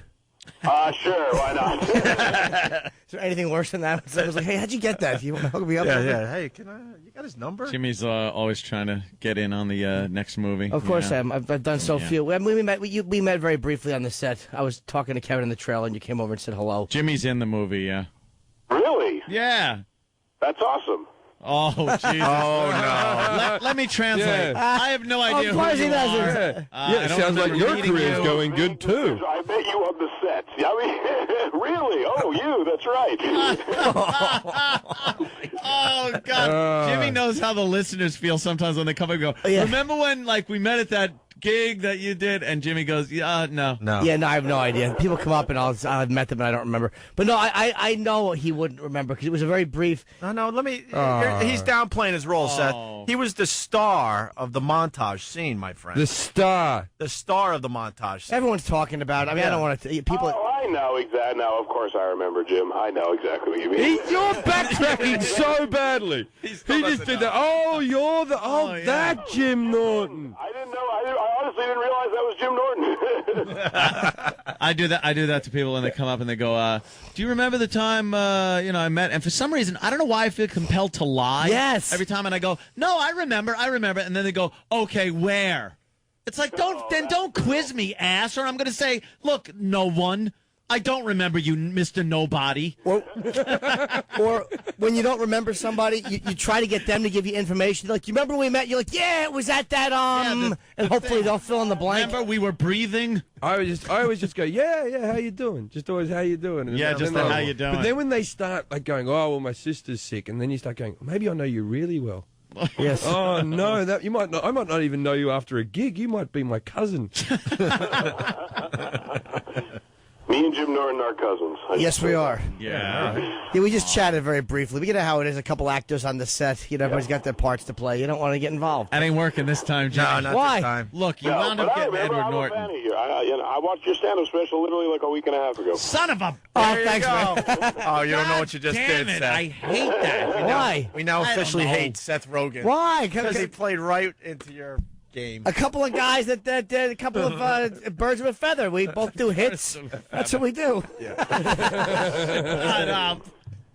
Hey, Seth, how awful was Pittsburgh in the winter when you guys were filming that movie? That was pretty brutal. It's cold. It's You can just unforgiving. stop it. How awful is Pittsburgh? Well, no. But Kevin, I've never been somewhere with just whole neighborhoods of abandoned buildings before. thought you just. I've literally just never seen that. I was like on an episode of The Wire all of a sudden. It was so strange. It's funny when people in Pittsburgh want to get cheered up, they actually watch The Deer Hunter. Yeah, exactly. Oh, dude, are you a big Wire fan? I'm a huge fan of The Wire, but I haven't watched all of it, so don't ruin. No, I won't. Thank you, because I haven't either. Yeah. Anthony just got into it. Me and Opie are fanatics for it. But it's an amazing culture. People who love this show. It's just you can't express enough how you love it. I know, and I get angry at people I know who haven't watched it just because I can't talk about it with them, and I only want to talk about that now. So I've just kind of stopped communicating with my friends who haven't seen it. Somebody's talking to me yesterday about like Dexter. They're like, "Have you seen the new Dexter?" And I'm like, "Nah, man. The Wire is what I've the only show I've been interested in a long time." They're like, "I haven't seen it." They went back to talk about Dexter. And I wanted to take the phone and crack their teeth with it. Exactly. You shut up about that. Yes. No one cares about a phony serial killer. I want a gay gangster. What season are you on, man? What season are you watching? 4th season I'm on. Oh, kids, that's a great one, right? I'm a newbie. That's a really good season. I'm a rookie. So intense with the kids. Oh, it's heartbreaking. Yeah. La, la, la. I am not listening. I am not listening. Anthony's still on season 1. Yeah, I'm a newbie. So if you want to spoil season 1 or 2. No, I just took my headphones off. I'm not listening. That's it. No, I won't say anything. Tell me and I'll say it out loud because I haven't seen it. I don't care if I don't see it. So That's a great do show. have to wrap. I like The Shield. The Shield? Yeah, is The Shield What's wrong wrong with you? Guys, thanks for your time. We do have to wrap. Okay, Seth? Yes. They're saying, I guess you do a phone tour, yeah. But Zach and Miri Make a Porno. It comes out tomorrow. And, good luck with it, man. It's great having you on the phone. Thank you. I really appreciate it, guys. Right, I'll see you down the road. Okay, bye-bye. All right, Seth Rogen, everyone. Just when we were having fun, thinking that maybe we had something. What happens? Then the reality hits that it's just a dumb 5-minute phoner with a big star from Hollywood. I can't be friends with Seth Rogen because I don't watch The Wire. He said he won't be friends with me. Yeah. But I can be. Because I thought me and him were close there. Yeah. I thought Jimmy was going to get completely shut out on that one. I thought it was going to be, I don't know. And then he goes, no, I saw his special. And it's like, God. So disappointed. They all know Jimmy, don't they? Not really. A couple of guys. I happen to meet Seth. Here's what probably happened. Right, literal Jim. I met. Yeah. It's easy to say what happened after he left. Can I point out what a pompous ass I am? No, it's not everybody. I wasn't even being sarcastic. Anthony said they all know Jim, and there was a part of me that thought of course he's being serious. What a boob I am. That was a Cramden move you did. You just did a Cramden. Well, when you're in the position I'm in. Yes. Well, Norton. Yes, my foot crammed in my mouth. Give me those ribs. Pillow bite. All right, listen, this is what we got to do. We got to take a break. We blew off this pole dancing contest. What? And now we got to do it. Yeah, so we got to stay here because it's like a regular radio thing. We got $1,000 thanks to Zach and Miri Make a Porno. We got 3 girls. Movie's terrific. Hopefully, for girls, Kit Kat Club. Yeah. Hopefully the dancing will be at least mediocre. So we'll Don't ream it. So we'll take a quick break and we'll do the dancing thing next. So to the affiliates, do what you got to do. Hey, stick around. You know it's good for you. Yeah. I don't have high expectations for the next break. President? We haven't We'll figure it out next, but right. We're nice to all the guys that call in, and we're mean to the chicks. What's wrong with us? We're gay. We really are. Hi, good to have you on the phone, male. Hi, guy with testicles. Hello, penis. Oh, yuck, breasts. What's the matter with us? So you used to get your penis out on set a lot. Yeah, this is great. Yeah. You're right, but the girls, you'll see, Jimmy. They can't be naked. So why are we doing a strip pole dance? Why can't they be naked? Because on a radio, that's bad. We don't know. We don't We know. have no Jimmy. idea. The lawyers, really? the lawyers are. We're insane in this country. They can't be naked. Yeah, we're out of. But it's on the radio. Exactly. Let's just say they're not naked. Why don't you But talk? they will be. They'll be naked. But let's just say they're not. And it's stupid. No, because now they have webcams and stuff, so they'll know if we're lying. What? Can I be naked? Those douchey lawyers. You know what? Yes, you probably could be. Yeah. Yes, because you're a man. I could be naked. They like that. The lawyers just love. They love big fat. They like junk in their trunks. Get it? Yeah, a little junk in the They love doing the mosquito for each other. It's the fly's eyes. He made up. I like the mosquito. I do too. I'm sorry, because they sting each other's mouths. No, but it's better in Australia when, when people moon or something, you'd hang them out the car, out the back, as you drove past a wedding or something, and you'd yell, "Flies eyes!" like that. Flies eyes. Would people laugh? People would laugh depending on the size of the eyes. It's all fun and games until a dingo ate me balls. You got to get a Sharpie to the area, though, to really make the eyes look good. Make it like compound eyes. Right. You really do the artwork up. Right. You know the guy with bad genetics because the fly only has one eye? A saggy lid. Make it end up like the movie The Fly, where it pukes all over its food. With that, we're going to break and do something. But we got the girls trying to impress us with their stripping after the break. Maybe the affiliates stay with us. Maybe they don't. We'll soon find out. Opie and Anthony.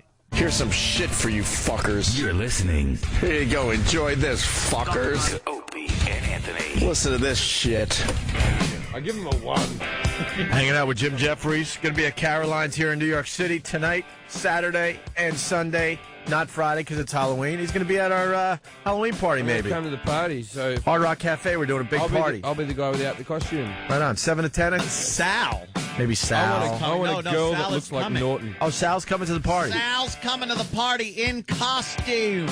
What is he wearing? He's coming as something show related. Oh, no. That's all I'll say. Do you know? Yeah, I know. Is it going to be good? Yeah, it should be pretty good. I think you could pull it back. Yeah, that'd work. Hey, wow. Well, what have we got here? Whoa. Hello. Hi there. Do you take pounds? Why is the one girl in like Hi. That's probably part of the gimmick, Opie. Don't okay. read I'm it. just asking. Don't read it. Hi. Hi, how are you? Good. Who are you? I'm Andy. Nice to meet you. Nice to meet you, Andy. Yeah. Hi. Hi, I'm Danielle. Well. Hi, Danielle. Nice to meet you. Say hi to Jim Jeffries. Hello. How are Hello. you? Yeah. Hello. Hi. Jim's gonna get naked with you girls. Hi, I'm Melissa. Hi. Hi. Hi.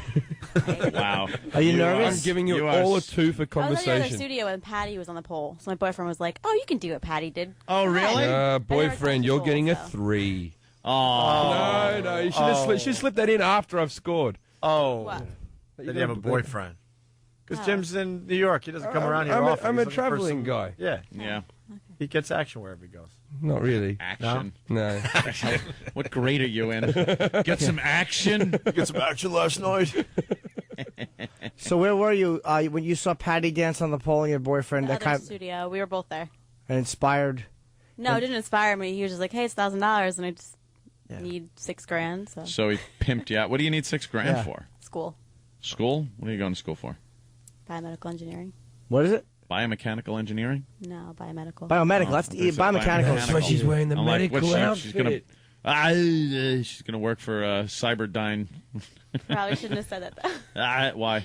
That's all right. So, any girls strip for a living or on the side? Or anything? It's become aware. On the side? On the side, yeah.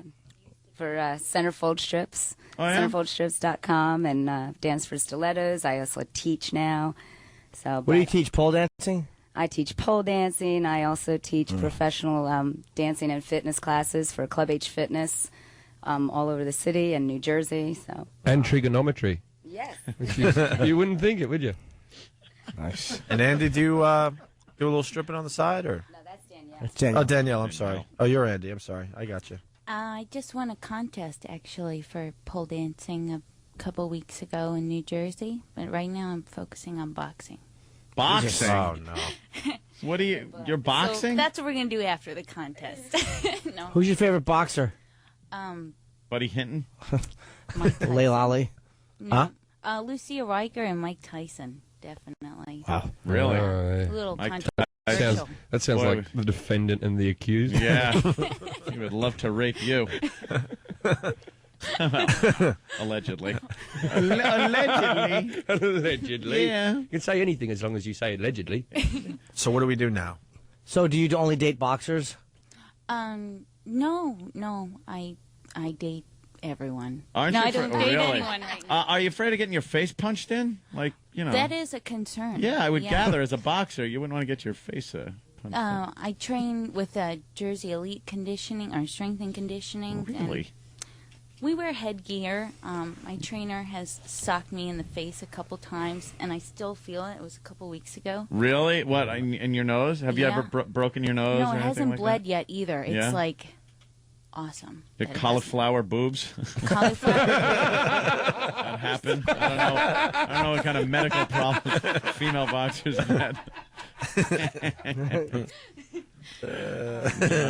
So biomedical engineering, boxing, and then stripping, and you said you've done stand-up. It's quite a variety of people. Well, I'm not just a stripper. I'm a part-time stripper. No, but I'm actually saying transitioning out of. You guys are helping me with my retirement today. Oh, really? Really? $1,000 retirement? Yeah, so I'm a full-time fitness instructor. Okay. When I did you teach get like into over it? 10 classes a week. When did you get into stripping, though? Over 16 years ago. Wow. Yeah. And I was a dance and theater And she's major only in 18, college. ladies and gentlemen. a dance and theater major in college, and then you went for the pole. Yep. Wow. Why? Like, Exactly. what happened? I'm sure in college you thought, like, fame, I'm going to live for it. And then you're Coco on the couch. And so the music director said, Andy, you'd make a great stripper. And so Yeah. I said, well, I'll, try it. And then now I'm here in the studio dancing for you guys. It's nice. Dreams can come true. Yeah. And this boxing thing is fascinating me. Do you have a guy trainer? Mm-hmm. And he punched you in the face. He has punched me in the face. Yeah. Not during a boxing match, just political argument. No. You're training. Have you had fights? Because you look pretty muscular up top there. Oh, I haven't had any fights, but I've done a lot of sparring. Which, Yeah? Yeah. Any street fights? You kick any ass? No, where we train in What- a little place in Metuchen in a driveway. Like, And what just the got you neighbors- into doing that? Like, why would you want to do that? I had a conversation with him. He's my best friend too. We had a conversation about And he Mike said Tyson, people and should I hit go you? something about Mike Tyson and me and boxing. No, not like that. No? Ever been with a black guy? But no. Come on. Oh, boy. That means yes. That's a yes, but the more important thing is, would you slowly tell me the details on the phone? Jimmy wants to prep. I don't. I don't need you to tell it slowly to me. Do it as quick But you as have- possible. I Get as kinda much pi- information as you can in I 30 kind of seconds. picked up on that beforehand. A Really? little bit. Yeah, when she said I date anybody or everybody Oh, and things like that, I was kind of like, all right, so there's probably a few, different ethnic backgrounds. That's nice. It's nice to have a diverse Diversity. vagina. That's I'm What's saying it's a diverse vagina. Why not? Many of them are different colors all over. Yes. So a lot of them look like a Benetton commercial. Yes, of course. It's wonderful. Now, do you only? You said you date everybody because I don't box, so I'm not in boxer shape. So I'd be like a little uncomfortable, like if you and I were nude together. I'd be like a little self-conscious that you were judging me. She would be. I probably would be. Okay, that I should keep my shirt on. Some of the guys she's been with, it probably looks like Rocky's eye before Mickey cut it. Mm. Just a little swollen, I'm just saying. There's three of them. Shag the one in the middle. I get better as I pick, as the more I go on. Oh, really? The more you're learning as you go along, as we all are, Sure. I think. It's very hard to be single and kind of working your way through because there are some real douches out there. Yes. As well, I like to say. Yeah. I heard that's your favorite word this morning. I was listening to you guys this morning, and you just were Was I douching all saying over the douche place. a lot today? I don't Yeah, remember there's a saying lot of douche. Want to be a douche or something? I want to listen to the replay because I don't Well, recall 'cause- saying douche a lot. Because of Oh, John yeah. and Jeff, it just comes out It was naturally. like around 5 o'clock this morning. Oh, 5. That's just. Oh, that's the The replay. douching hour. Oh, okay. Now Yeah. I understand. The little Jewish guy David was in here. I was That yesterday. was the Sean. other that was day. yesterday. Yeah, yeah. They played like some stuff from the day before. Yeah. We should get into this because we're Any running douche? really late. Would you like to douche? Is that? I only found out what that was. I never heard So that word. how's this going to work there, Stunt Brain? That's great. We start with Andy. British girls don't and, do it. Danny's going to play some Figures. music, and we judge him. You All guys right. Do it in their mouths. They just walk over a fountain. All right, we're going to get into this because we really should get out of here. But Andy's going to start us off. The quote professional. Well, you're transitioning Right. out, but Did they get to pick their music? yeah, Andy picked her song. Yeah. How long are we playing the song for? Yeah, it is very tiny stage. Don't fall off, or My body. that would be hysterical YouTube video. Parents that thought you fall off and make a YouTube video that gets 10 million hits. I love the cleaning of the pole. Yeah, I who love the doesn't? cleaning This of the pole. I like it That's just as great. much He's got as good you do. technique. Oh. The cleaning of the pole means, yeah, I'm dirty, but I'm still clean. Yeah. I like going to a strip club and you see a girl like Windex it down or something. Yeah. Yeah. Get that mic. Yeah. She's sizing up the room. You rock. All right. She's What gonna- song you dancing to? Dream On. Oh, okay. Oh. Here's Andy trying to win the $1,000. Courtesy of Zach and Miri Make a Porno. She's wearing a black skirt, and she has like a black top on. And she's pulling her skirt down, and she's wearing a silver thong. And it's like sports coverage. Very nice, hiney. She's doing a lot of pole work. She's Yeah, now climbing she's up kind of there. hanging off the pole. She's doing the figure 4 leg lock on the pole, which Halfway down. keeps her up there. And Very her much takes her comes top off as she hangs upside down. And she's got very Oof, got a muscular leg she has. Oh my god. Very muscular. I wish I really was behind the desk.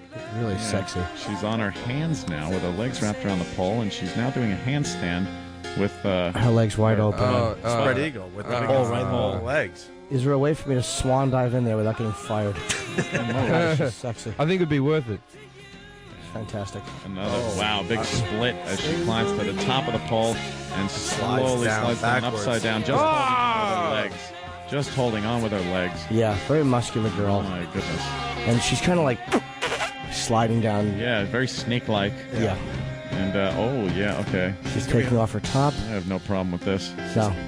Who does? Yeah, don't worry about it. Oh, whatever. She has little pasties. Does she? Oh, look at that. She always wears pasties. Oh, they say O&A on them. Yeah, we got the O&A pasties Yeah. just for this, Jim. Whoa! She can do tricks, peck tricks. She Can does make her breast bounce. bouncy, bouncy. Yeah, there she's. Another So big she's spin. spinning. Well, we should probably go to the next one because all the listeners are hearing is music. Yeah, but who cares about that? Yes, she looks very good. And now, Yeah. wow. She's put one leg right up the pole. Did Yes. pretty much a split on Yeah. the pole. Yeah, she did. She's a very Now flexible another, girl. Another big spin, and a spread eagle, and into a split on Wow. the floor. Wow. Fantastic. Bravo, that's Andy. Very nice. Very Andy good was very job. good. I'm marking high. I got to tell you, Huh? I'm very happy. I'm very happy with that. I was dubious before this all started whether it'd be any good. Dubious. He was a bit dubious. And she's relinquished her rag. To wipe the pole down. I'm talking about. I wasn't making any accusations. Jim Jeffries, any comments about what you just saw there from Andy? You don't get this type of radio. anywhere else Oh in the wow! world. Yeah. Boy, you look used to doing that. British radio, they have On like something that size tea too. drinking. Well, we got the boxer. Boxer is now cleaning the stripper pole off. She's going to be dancing to the theme from Rocky. She has very short hair and a very muscular upper body and Very tall. very pretty. How tall are you? I'm going to guess 5'8".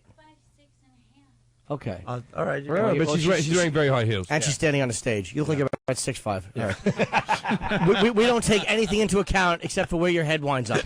So we know you're standing on something, and we're all like, "Wow, she's a 7-foot tall girl." We really are dopes. I just want to ask the girls, how many wheelchair-related accidents are there been on a pole? Because people, when they slide back from their legs, it's a big drop onto your neck. And you could paralyze yourself. You break your ribs. All for art. When you Well, get on mic. You broke your ribs? No, don't break your ribs. See, apparently, what happened? Why is the other stripper handing the? She wants to have a job here. So how did you break your ribs? I worked on a spinning pole in Florida, and I hit my. If you turn this thing and it were to spin on its axis, it would spin. Spinning pole. America, the land of dreams. Spinning pole. The land of dreams. We know the spinning pole. That's something I hadn't even thought about. I would take that on Dragon's Den. You have that show over here? Dragon's Den. All right. Yeah. What song have you chosen today? Cochise by Audioslave. Oh, nice. To Good wake choice. us all up. Okay. All right. Here we go. The boxer. She wants some competition. Well, she takes it right off, and she also has a silver boy shorts on, it looks like, and a silver top. She has like B-cup breasts, and very muscular. I'd love her to kick me around a room. She has a great ass, very plump cheeks. Now she's spinning around the pole. Yeah, around the pole. yeah, she's just kind of running around the pole the way I would. Yeah. She hooks her.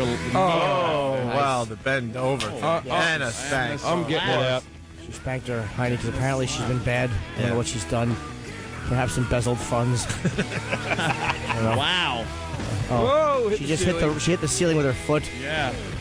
And now she's coming down the pole upside down. She kind of looks like she's on her hands and knees, but on the middle of the pole. Wow. And she's on her head. On her head. And going down the pole in kind of a somersault fashion. Yes, and now she just came off the stage. She's on the dirty carpet. Yeah. And I wonder if she's going to spank herself again. Oh, we can only hope, Jimmy. Yes. She's just like, showing her ass. She's surprising me. Yeah? Why? Yeah. Why? I wasn't expecting this out of her much. I was. I think it's very good. She almost hit her head on the ceiling. Good work. I love the move when a stripper hangs on the pole. One leg off the pole. Her legs open. Wow. She bent herself back like a pretzel. That's like a Circus Soleil move right Yeah, there. it really is. She's hanging off by her one leg, and her legs are open, and we're looking right between them, and it's a lot of fun. Wow. Oh, the spank. A double spank. Spank that. Apparently, she's cheated on her taxes as well. Perhaps Very naughty. Carjacked somebody and murdered them for their vehicle. It's part of that Fannie Mae problem we had. Wow. And she was kind of grinding her hips. Yeah. And I really wish I wouldn't get fired for scrapping on my shoes. Well, here we go. She's losing the top now. I want to wank. Yeah, she's great Top's body. coming off as she slowly prances in circles around the pole. Her back is to us right now as she takes the top off, showing Yes. her bare back. Nice little And now B-cup breasts. she's back up the pole. Stupid And- pasties. Oh, her butt is a little red. Oh, course it is. wait, you have to stick it on. It's falling off. No, don't worry about it. Don't worry about it. Don't worry. Yeah. You As long as did we- your best. As long as we gave it a shot. Yeah. They can't fire us if the glue doesn't work. Don't worry about it. She has B-cup. I love Oh, the smile That's a at the good move. end. it. Oh, Very good. She has blue eye makeup, too, which is nice. Flat stomach. It puts the lotion in the basket. She's very pretty, but that's what her eye makeup looks like. She has James Gum eye makeup, but she's just the blue. It doesn't. Look what Danny put up. She looks like a young Jamie Lee Curtis from Jamie Lee Curtis from Total Recall. No, this is True Lies. I mean, True Lies. Yes, True dancing when Schwarzenegger was disguising his voice from the Lies. worst There's a scene ever. similarity. Sure. Very sexy. Take it off. Take it off slow. Thank you. Very good. Holy mackerel. Hey! Oh, there's wow, and now more she's spanking. revealing her hiney to be spanked. Little spank. Wow, that's very good. Do you want Jimmy to spank you, or do you want Jimmy to spank you? I I don't have to. Unless she, I don't want her to be uncomfortable. You didn't say which, Jimmy. Well, That's a good point. I think I'm in here. No, I'm not going to If I spank you. win. If I win. Let's just go to the other one. Did you have problems with the pasties? What was the problem? Yeah, this one is not staying on. Oh, yeah. terrible. Well, remove it so we can get some more glue on that for you. All right, who's the last young lady? It's Alicia. Here we go. Good evening. It's the one in the lab coat. Yes, the blonde. First Hi. Yeah. Huh? First get on. What song have you Oh, chosen? boy, she's nervous. This is What song did you choose? She's got glasses on and the lab Wait, coat. you never She's- touched a pole in your life? Really? So you're just doing this on a whim? Yeah, but look Okay, at she's her. a sexy girl. She's glasses and blonde hair and a lab coat. Look at her. She's And you can see her bra is showing. What song? I just picked it a minute ago. Oh my God! Oh, you picked Britney Spears? All right, E-Rock took something out of his iPod. Wait. Personal collection. And there's an argument going on. What's happening? Yeah, what's the matter? Wait, give her the mic. Give her the mic there, She's Travis. yelling and screaming. What's the I problem? can't hear it anyway. Doesn't matter. Can't hear it anyway? No. Doesn't matter? Sorry. Wait, what song did you want? I didn't care. I just picked it a minute Well, ago. give us a song. We got like care. the world's largest computer. What are we, Thing. NEW? I know. Whatever. Mustang Sally? Oh, she's Yeah. all right. Just dance to The whatever. theme from Cheers. How about Riverdance? My leg, so Wait, you're kind of bummed out. You didn't think the competition would be so good? what? Oh, I don't care. I'm just proud I that I'm say happy. you throw on a little song from Foundry called Pendulum. That's right. Because that's one of my favorite songs. And this one rocks. The So updated you'll be version able or the to, original? I think the original. All right, the original. Yeah, Sure. yeah. Little Okay. song. Sounds good. Okay. Yeah. Here we go. She looks very sexy in her little lab coat. I'm picturing a goody two shoes. I'm in love. Thing, I love where it. She takes the glasses I love off, it. the lab coat, and all of a sudden you're like, wow. No, huh? All right, here we go. All right, it's All playing. right. Elisa, our last contestant. Oh, this trying to win is $1,000. glasses off. I'm happy. Glasses are off. Courtesy of Glasses Zach and Barry come Make off. a Porno. She Glasses looks like Great body. She's like the girl that played Howard's wife in Private Parts a little bit. Yeah, she has a fantastic body. She probably has a... Oh, my God. Wow. Oh, my God. Who saw that under the lamp go? All right. She's just kind of walking around the pole. She and doesn't she's even kind of have to lowering dance. herself. No. She's very hot. She's one of those dancers that could just kneel in front of you and babble about school, and you still just give him money. She's holding on All of a to the sudden pole. you're down 400. Like, what happened? Yeah, what happened? I didn't see You know what a I fan. love about her? She's trying to reenact the moves she just saw She has 2 no minutes idea. ago. She's going to end up breaking her neck. She actually is, she looks like she's playing tag and she's staying on home base. Yeah. With her ass. All right, Rubbing she's her trying ass something on with the her pole. ass. Oh, that's nice. I She love has a her. I love juicy her. rump. Good move. Wow. Yeah. I'm pinching my helmet. I'll pinch your helmet. I love her. And great music. Yeah, exactly. If this music is working like saltpeter. Oh, she's just making it up as she goes along. She's going all right. There's something hot about a chick who doesn't know how to do it. Exactly. Yeah. There's something hot about that, isn't it? Yeah, it's almost like she's been abducted and you're making her do it. Yeah. For $1,000. Yeah. Which is sort of what's happening. Exactly what's happening. All right, she's wow. You look confused a little bit. Okay, it's all of a sudden become a torture device. It's like what John McCain was beaten on. Oh, she's doing the hang. She lost Keep it. your hands on it. Keep your hands on it. Yeah. As attractive as you would be in a wheelchair, I'd feel bad. Oh, yeah. Imagine if she was a quad, how much fun that would be. She couldn't say no. She's trying to swing. Very pretty girl. I think she's having. Is she getting winded? You getting tired? She's just kind of spinning in a circle. Yeah. Ow, that had to hurt. Yeah, she's banging into everything. She's gonna be bruised tomorrow. Yeah, it's great. She is very attractive, but one of the worst pole dancers I've ever seen in my life. It's her first time. It's her first. Yeah, she's a true rookie. And she's trying her best. She's doing a good job. Look at her hiney. She's broken half the equipment in this. Yeah, it really is. She doesn't want to commit. Don't She doesn't want to commit to broken just neck right. move. No, your thighs haven't got calluses ready for that. You should probably just. She should probably just take the skirt off and touch her toes. Do an exercise. She's all right, choreographer. Yes. All right, the big finish. We need a finishing move. Yes, which should be without the skirt. I'm just trying to tell you. Oh, wait, yeah. Is there going to be a Yeah, of a course. top removal? Oh, wow. Yes, now put your ass out and slap your butt. Like you've been bad. Has she not got the little stickers on? Pasties? Oh, the girls are slapping her butt. And the other for two her. girls are slapping her ass. Any pasties under there, or what? You do have pasties, right? You can show them. Yeah. Okay, good. Yeah, you good. do. Wait, It's okay. Oh! Holy Jesus. Some illegal activity. I didn't Hey. see. I didn't see. All right, What- Elisa. Miss, what did you do at the end? What did you do at the end? I didn't see. She just. E-Rock, get out of my way! Away. Did you show? What? Did you show? Yeah, my pasties. Yeah. Let me see. Oh, I love her. Oh my God. Oh my God. We don't have a girl like Those that in pasties England. are great. Oh my God. We do have one girl in England Screw that looks it. like you, but she doesn't have teeth. Screw it, she wins. Oh. I'm in really good shape, and these girls are insane. That hurts like hell. Yeah, you're going to have I feel some... like you're ripping your Where's your hands lucky off. boyfriend who pushed you into this? Yeah. Yeah. Why isn't he hanging off one of those He's things? never even seen me anything like this. Wow. Hasn't he? You're going to have some hole burns. Yeah. All right, well, Fantastic. Well, I got a problem because they all have the same score right now. yeah, I know. Huh. Yeah. I gotta It's hard to figure something out. tabulate. Oh, my God. Yeah. Wow, what do we do? Where's your boyfriend, Harvey Keitel in Taxi Driver? Jimmy, what do you got? Can I cheat? I'm giving mine to him. I'm going to cheat. Yeah. It's Really? close. Oh, yeah. I wasn't given a Very paper good. or pen, Well, what are we... but I do remember the Wait, performances. this is important, Stump Brain. What are we judging on? This is important. Hotness and sluttiness? Or just... Talent, dance Overall. moves, overall ability. Oh, really? All right. I'll have Oh, to. that I'm going to have sucks. to amend. All I'm gonna right, have to so do amend. I. Hold on a minute. I didn't know ability was involved. Oh, man, that stinks. All right, I'm going to... That's not mine. And then... I should have worn name It'd tags. be like Florida.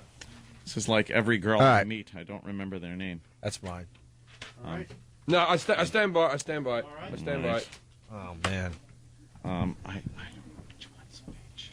That's Who's this one? Danielle was the second one, Andy was the first one. Okay. Second. First. Yeah, I know who you are. Okay, here we go. Because I'm interested in more than dancing. These boys are just bloody animals. Elisa's the one you want to have. Yeah, but Elisa's got a boyfriend. I'm judging here. But she's not wearing pasties. I think the other ones wear them all the time. Give her an extra half point for not wearing pasties. Would you? Here's my tabulation that I really took a lot of time with. Would you? What? Would you? Wow. No, I've tried to be fair. I've tried to take everything into consideration. I'm a yes, no. There's money involved. What are you? So I've tried What? to. With the would you game. What? With the would you game. Jim, you got your. That's the maximum and then minimum. Right. I've already had mine in. Okay, we ready to tabulate? You did the crime and not a time. What do the girls get that lose the contest? Everyone Dishonor. should win.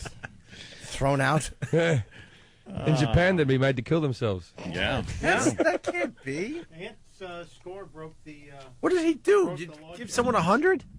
Let me see. Well, You're breaking the rules? no. I didn't break the rules. What happened? One out Was of there 10? a problem? 1 out of 10?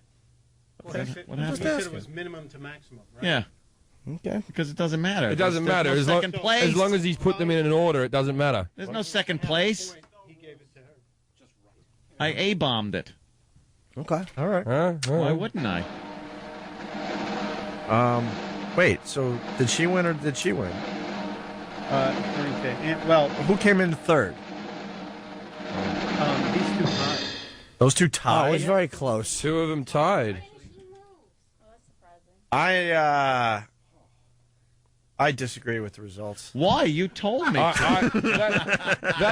not the result that I chose either. No, I went. 'cause I want all the girls to feel good about themselves. Yeah, I know. I did score it differently, but the winner of the pole dancing competition, and they win $1,000 courtesy of Zach and Miri Make a Porno, is Elisa. How crazy is that? You couldn't even dance. And it's a pole dancing contest. You sucked on the pole and you won. Yeah, it's like giving a Down syndrome boy a medal for running. I had it scored. I didn't have it scored like that, even though you were very sexy. I had it scored very close. Wait, who did vote for her to win then? I had it. I didn't. Jimmy didn't. didn't. My scores were as follows. Yeah. I gave Alyssa or Elisa. Alyssa. I gave you an 8. I gave Danielle an 8.5, and I gave Andy a 9. See, I I still gave a little more experienced. I gave Danny a 9 and the other two girls an 8.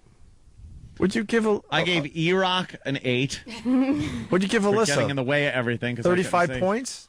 That was not a screwdriver. I Let me see his gave her scorecard. a few points. Let me see his score. I think Danny was the best He dancer said by a mile. maximum to minimum. Yeah, that's what I said. I go give her the max, give the other two min. So it's. That's how I score. Because there's no second place. That's how you roll. Okay. Because if there's no second place, it doesn't matter.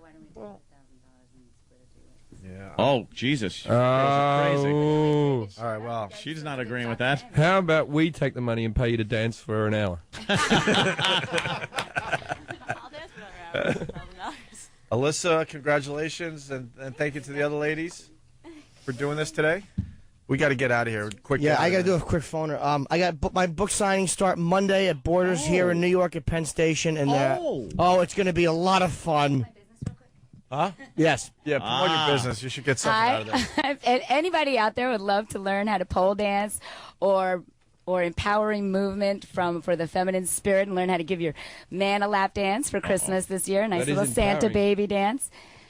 Power strip. Maybe the winner Run should by go. me, Andy. All you got to do is call 551-580-8036. Thank you so much, Opie and Anthony. I really appreciate it. Very good, Club Andy. H Fitness rocks. And Jim Jeffries is at Caroline's. CenterboatStrips.com. I'm at Caroline's Charlie. and all across the country this month, so check out my MySpace for When are you fighting next? When's your fighting? You got a plug? No, just training. And if anyone wants to train MMA, anything at all that involves athleticism, Jersey Elite Strength and Conditioning, there's YouTube videos, all kinds of stuff. Very cool. Thank All you right. so much, guys. Thank you. And Jim Jeffries on MySpace for the tour dates? It's MySpace for the tour dates, yeah. All right, we're going to continue in just a bit. Thanks for listening. Bye. See you later.